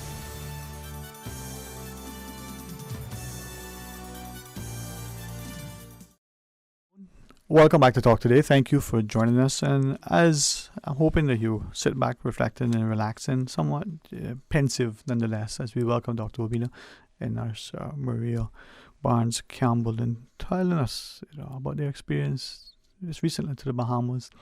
For me, it's not just eye-opening. It's sobering that people sometimes forget how whatever little you have, that it can mean a lot, as long as it's done with love, with respect. And to know that of all the evil that may exist in the world and all of the bad things that we do, and sometimes the self-serving sort of aggrandizing nature that we may present, that there's some of us who step up because we feel the calling. And thank you both, but to your colleagues and to all the others who left Cayman and other places and went, unfortunately, to have to contend with what nature can wreak on our society. But thanks, for little as it may be, I say it lovingly. Yes, you're welcome. I was asking, this idea of our discussion and share with us. I said, forgive me if I ask a question that is impertinent. It's not my intent. Hopefully it's not. But you were there and you were sharing this about the gentleman. Okay, yes, he's 72, but that may have been the same if he was 27. You've been into a space for a period of time. How many of us have been at our offices because we need to get this thing done? It's air conditioned comfort, but we've been in those 4 walls for the longest time, even if it's the best view. We need to get out of that, man. I just need to go stretch my legs because you sat. Can you imagine if you were in your car and it's being tossed and turned in the howling winds and pelting rain, and you're not sure what's going to happen because you probably can't see what's around you. It's dark. There's all sorts of things transpiring. But at 72, who knows his experiences? What other cases, what other occurrences, other things that you may be able to share with us if you wish? Maria, because yes. From first team. Yes. Okay. Yes. Being in Marsh Harbour on the very first day we went there, we had a patient who had a cardiac arrest. Young guy. We did everything we could. We got to a point, we worked very hard with the team from Nassau, because as visitors to the island, we were placed with nurses from Nassau, and we work along with the doctors from Nassau. We did everything we could. We got the patient to be air ambulance from Marsh Harbour to Nassau. Unfortunately, we heard he didn't make it. That was very heart-rending because he was a young patient. Another experience we had another patient that we thought was asthmatic. However, that patient went into a respiratory arrest, had to be air ambulance as well off the island. We had another patient, known diabetic, and in the circumstances, the lifestyle has changed, the diet has changed. So his blood sugar was very, very high, very hard to control. So he had to be air ambulance off. There was another instance where there was an accident and that patient had to be air ambulance as well. But the major thing was that we were able to save them. We were able to do what we had to do in the circumstances. There were challenges because I am in Cayman. I have x-rays to my disposal. There's CT scans, there's ultrasound, there's a lab you can get a blood result easily. However, in that circumstance, you just had to focus on trying to save life and trying to get the patient off to a better facility where they can get the best care. I don't wish, and again, correct me in this, but I was listening to some accounts by other individuals, and there was an older physician, much older physician, speaking to a much younger physician, and he was saying that in these instances of these disasters, in the early weeks, it's not unlike a war zone. You my words, you're making do with what you have in order to ensure the safety of the patient. Definitely. You're not doing anything to compromise the safety, but you don't have the x-rays, the MRIs, you don't have, the doctor barking, I need a stat, and 50,000 people scrambling to get this thing back. You look around and there's a twig and maybe a piece of rope. I don't know. But is that sort of similar sometimes? You deal with what you have and you make it and pray that it works, in a sense? Yes, definitely. In fact, going all the way, though we are not talking about Anguilla, I could use just one case from Anguilla and I bring it back to... it brings you to basics. As a doctor, you were trained naturally to know your clerkship, to know how to use your fingers and hands.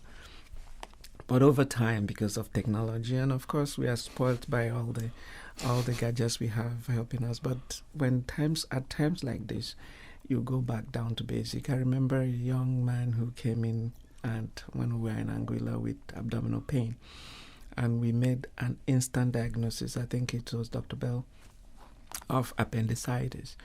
And he was so excited because this is one of those things that if it were here, you probably would have needed to do a CT scan or, do something. But he definitely knew, just based on the fundamentals that we all trained. So the same thing brings to bear when you're in places like this. You have somebody who's diabetic.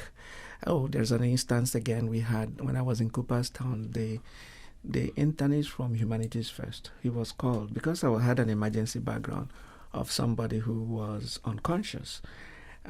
He decided to take me along because of my background.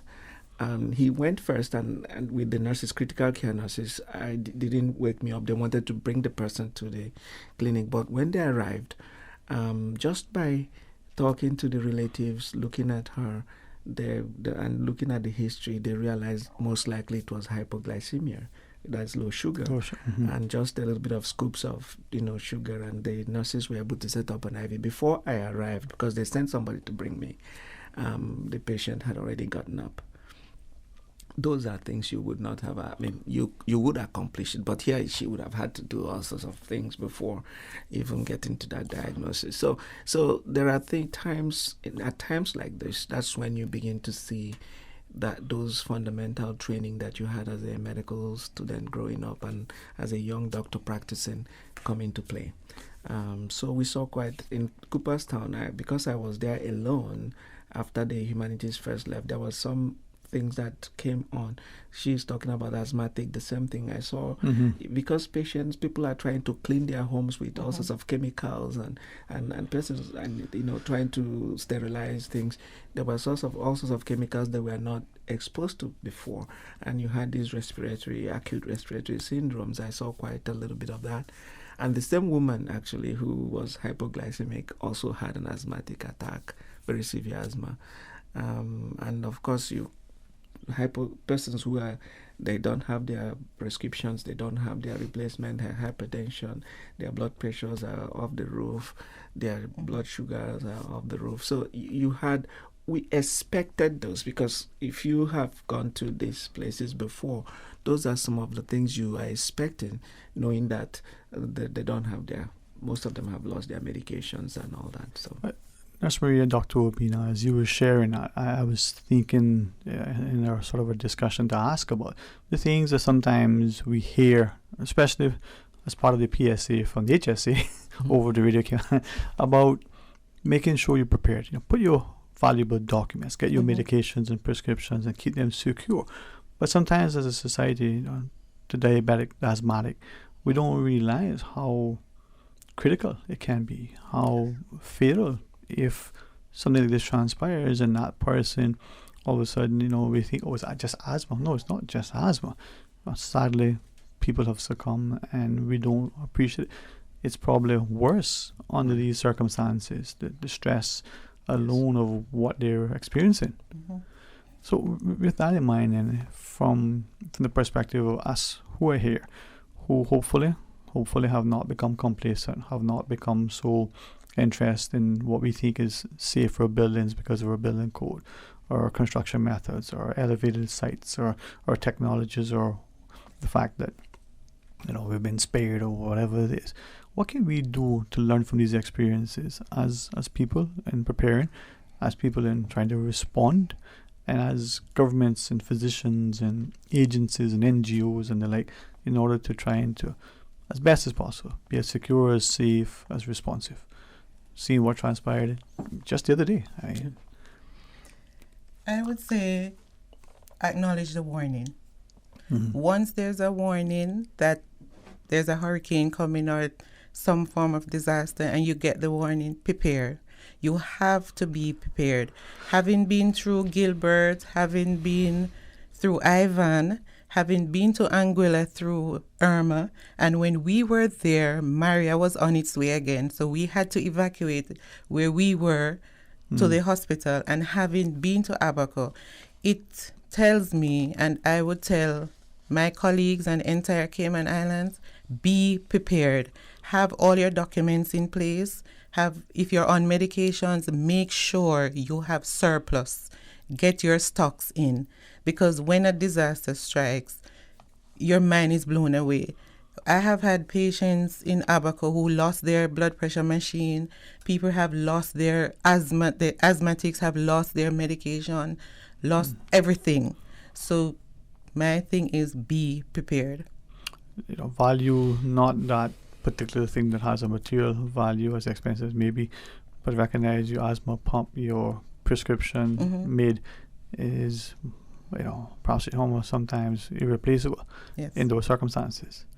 All right, and I appreciate you sharing that, because I don't think that we, even those of us that may have experienced something a decade ago or two, we forget. Or those of us who probably haven't experienced it have no point of reference. And we see the pictures and we are genuinely taken with it, but we don't understand, what it is to experience it. Could I then ask of you after the break to talk more about it, if it's okay, this notion of the potential for that traumatic experience and impacting people after, the providers and the responders, the professionals like yourself, but also the volunteers, but equally the people who were there and maybe walking around their communities and going, wow, I don't recognize this place.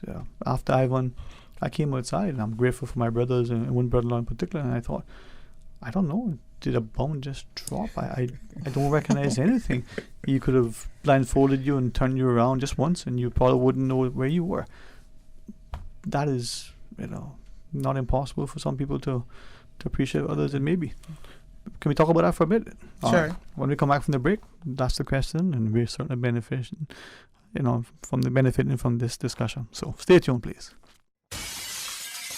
Sometimes things just don't go as planned. That's why you need Contractors All Risk Insurance from Fidelity Insurance Brokers. Ensure you're covered in the event of property damage and third-party injury or damage claims during your construction projects. And with Fidelity Insurance Brokers, you can be sure you are getting competitive pricing and superior customer service. Call us today for a free quote. Fidelity, we're good for you.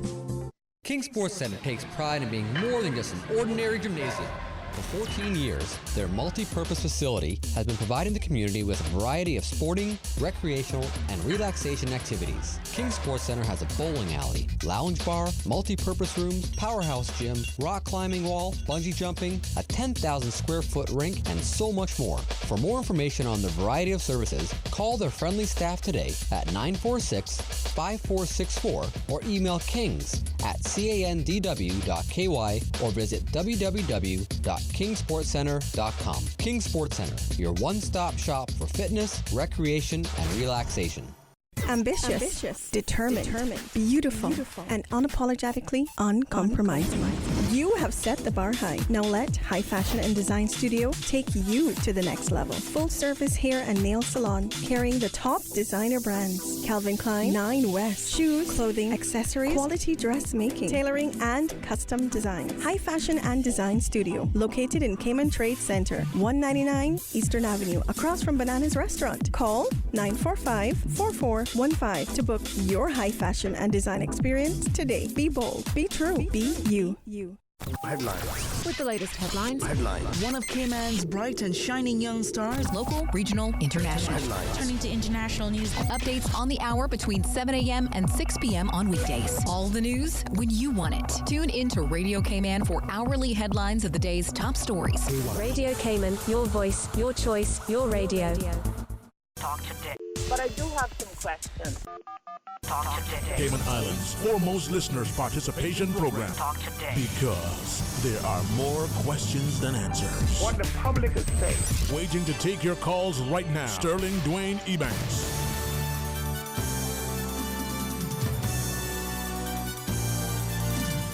Hey, good afternoon and welcome back to Talk Today. Thank you for sharing along, and I trust this does not upset you. I trust it doesn't stir up, unsettle memories and the like. But I'm glad that our friends from HNC are able to share with us, and hopefully as a people we start to appreciate that we can and should be doing more. There are ways that we can prepare ourselves, not just for what may transpire here in our country, but how we can respond and offer help to those around the region. Dr. Obina and Nurse Maria Barnes-Campbell for joining us. And as you relay not just the experiences recent in the Bahamas, but even Anguilla, as you shared, the notion that it was us not long ago. Ivan and Paloma, the most recent. God forbid it, but it could be us, another time. So how do we prepare for it, and how do we hopefully be able to draw on resources that go beyond just blankets and toaster strudels, something that are crucial to making sure people are. Maybe even boots on the ground with guns in their hands. That's just my thing. I don't see the point in that. But anyway, that's just me. But if I may ask, though, this notion, because I think that would be appreciated. I'm very, very grateful to Dr. Alexandra Borden for facilitating a monthly discussion about our mental health. That strength, that resilience, that resolve that we have. You were both sharing that you were there, the smell, the sight, the sounds, the things that are transpiring. Yeah, you prepare, you pray, you plan and the like, but the little things that stay with you. Are we as people, not just as policymakers, not just as professionals like yourselves in the healthcare sector, but as a society, are we dismissive of the potential impact that experiences like this would have on our mental health, whether we call it post-traumatic stress disorder or something else? Or are we conscious that, this is serious enough to make sure that there is a debriefing, for want of a better word, after the fact? Dr. Bina and Nurse Maria? I remembered after we left Abaco and went back to Nassau, we had a debriefing with the heads of department at the Ministry of Health in Nassau. And one of my major concern was how are they going to deal with the post-traumatic stress of my own nursing colleagues, because there were nurses who were affected, and there were nurses that went into Marsh Harbor for the first time from Nassau and saw what the devastation was like. I remember after the first week, one of my own colleagues said, I think this is time to go. It plays on you mentally, because you're saying, where are these people going to start from? How are they going to start putting back things together? So one of my recommendation was that the nurses be given counseling or be given a vacation or some package to free up their mind, because it is mind-blowing.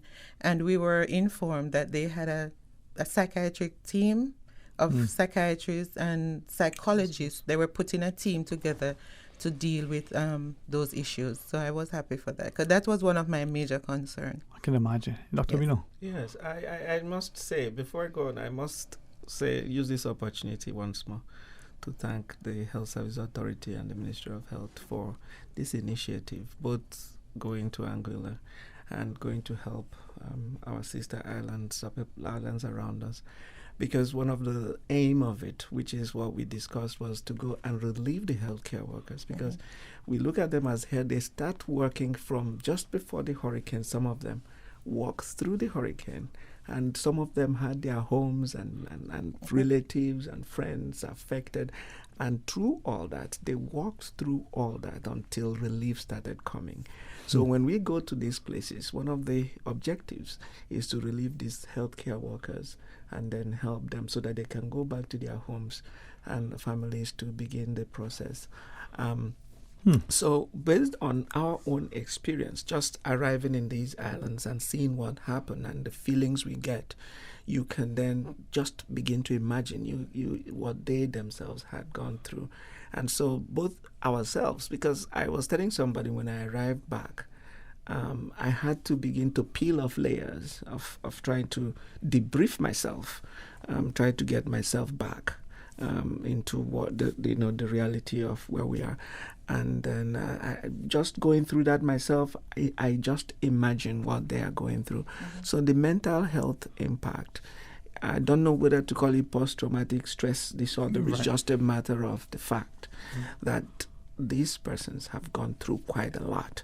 Some of them may not complain, some of them may not show any symptoms at this time, but across the board, there should be some measure of counseling or debriefing, or in any way just showing some form of kindness, just letting them know that they were appreciated is enough to let them understand. And it's difficult to go into their core to know what they are going through, but just relating with them and sending counselors to them will be very useful. So finding a way to help them with their coping mechanisms, as it were.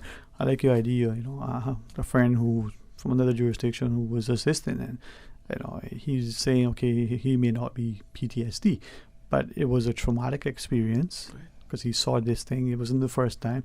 Yes, he's trained and equipped and have the support, and it's post because it's after. And so we were chatting about it, and he was saying that you don't realize. Now, luckily, I think as you both have shared, having the support mechanism of your organization, of your families, for him, it's exercise. And he found that whereas he may have exercised once a day strenuously, he was exercising sometimes 3 times a day, and he really exerted himself, whether he was running faster and longer, whether he was trying to lift heavier weights, or instead of doing 1,000 push-ups, she did 10,000. I'm exaggerating, but just doing things. Now, even that may sound healthy, but it probably isn't. But what about the person whose approach isn't, that healthy? Maybe it's a drink, or maybe it's staying up hours on end, watching, countless hours of mindless television or whatever. Can't sleep.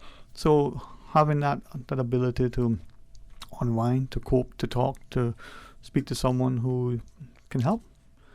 And maybe we start to appreciate it from this perspective, who still live in our air-conditioned comforts and turn on the TV and hear when I wants to talk to us about something that transpired we have no clue about what the experience was like, huh? Boy, the little things that you take for granted. That's another thing. It's one other lesson I learned from there is the fact that the very little things we take for granted, it is when you go to places like this you appreciate them. Yeah, man. And so that's why I tell anybody, just like Maria had mentioned, whenever there is any form of disaster, whether it's impending, whether it is projected, people must prepare themselves. There is no other way than to get as prepared as you can. Disaster is disaster. It's just we cannot predict what it can do. However, the preparedness might help at least ameliorate some of the factors that will eventually affect you. I know that even though you're a physician, you're not a psychiatrist, and you're not mental health as it was, but a friend who is shared that sometimes we allow our children, just even though we know what they're watching, we think it's okay. So it's the news and they're watching images. We need to be mindful that they don't watch so much of this without us talking to them about it. You know, you've seen the image of this devastated wasteland, as it were, of houses. It's nothing more than board and, you know, discarded trees and what have you. They're nothing, how do you put it? They're not on site, depictions of bodies and what have you. But what is that, and how is that affecting this young mind? And so talking to that child about this, and I thought I would just share that, hopefully that as parents that we are respectful and responsive to what our children are seeing with these images even now. You're going online and it's, I don't know, horrendous to see the structures and the spaces. In the waning minutes, Nurse Maria, if I may ask you, you've been, you know, to Anguilla, to Bahamas, God forbid there's another disaster, but I would recognize that you would probably jump immediately to volunteer. It's at their head, at the side, at their foot, and that is what they have. That is what they were able to rescue. And I'm like, I am blessed. I should be more appreciative. And so when I think about my colleagues as well, because I remembered after Ivan, there were a group of nurses who actually came to Cayman Islands to relieve us. So we got the opportunity to go home for 2 weeks so we could just breathe a sigh of relief, not being in the area. And it gives me pleasure in relieving my own colleagues who have been through the disaster, because I have been on post-disaster Ivan, and it was not easy. And I remember in Anguilla, when we were there, the love and the appreciation, even in the Bahamas, the nurses tell you, we appreciate you. The administrator for the clinic, she let us know you are valuable. You wouldn't even know how valuable you are. Just seeing some different faces, because we were all strangers. All the nurses in that clinic were off island. So I will be more than happy to help out in another disaster. Well, no offense, but I hope you never get opportunity again. I will. Honestly, man. And I thank you for sharing that, because I think we take too much for granted, as Dr. Obino was sharing. What about you, sir? I mean, as you take away from these trips, as we look at what we enjoy in Cayman, it's so easy to take a lot for granted. I know I will not. I stand and I can speak for all my colleagues, including Maria, and anybody who have been in this place. The feeling when you discuss with them, the first thing they will tell you is, if it happens again, I will go. Yeah. Mm-hmm. And the reason is because there are, like I said, there are layers and layers of things that you begin to appreciate just by going to these places. It's an experience maybe that you may not get any other place. It's not a war zone, yes, but I don't know what war zones look like. But just seeing the faces of these persons when they come to the clinic, that they are alive and some of them you can see the feeling of the fact that they are happy that they are alive because they saw destruction all around them. And of course, you see how they feel seeing you. I remember one patient saying, "You're from Cayman Islands." She remembers a sister who works in First Caribbean, and to tell her that her taxi driver sister, she was so excited seeing somebody from Cayman Islands, just to notify her sister, her aunt, that she made it. So these are things that after you go through them, when something like that, and you begin to see some purpose in your professional life as well. It's not just your personal experiences, but your professional life. You begin to see that you can make use of it in a different way, not in a controlled environment. You'll be able to use your professional skills in places where it is needed. So I cannot trade it for anything. I will go again. I thank you for having the courage. I thank you for the opportunity and for us being willing to commit the resources to help.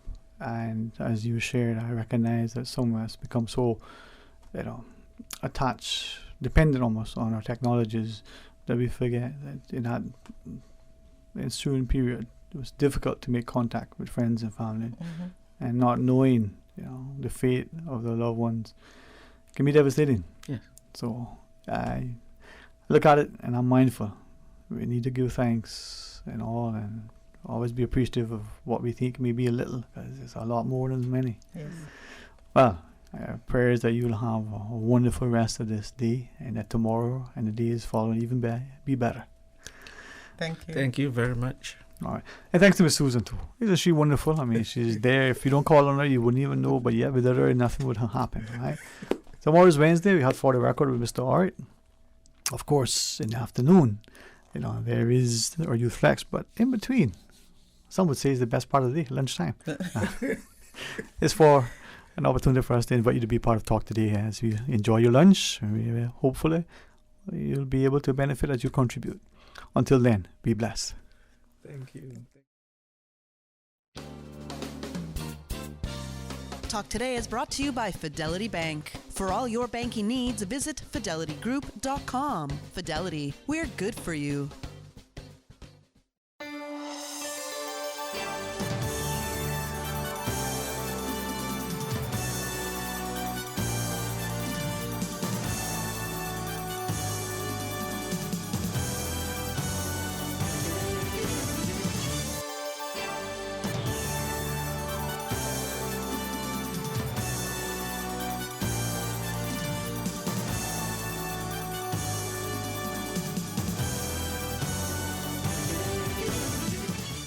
Shaken yet standing firm. This is Radio Cayman in the Cayman Islands.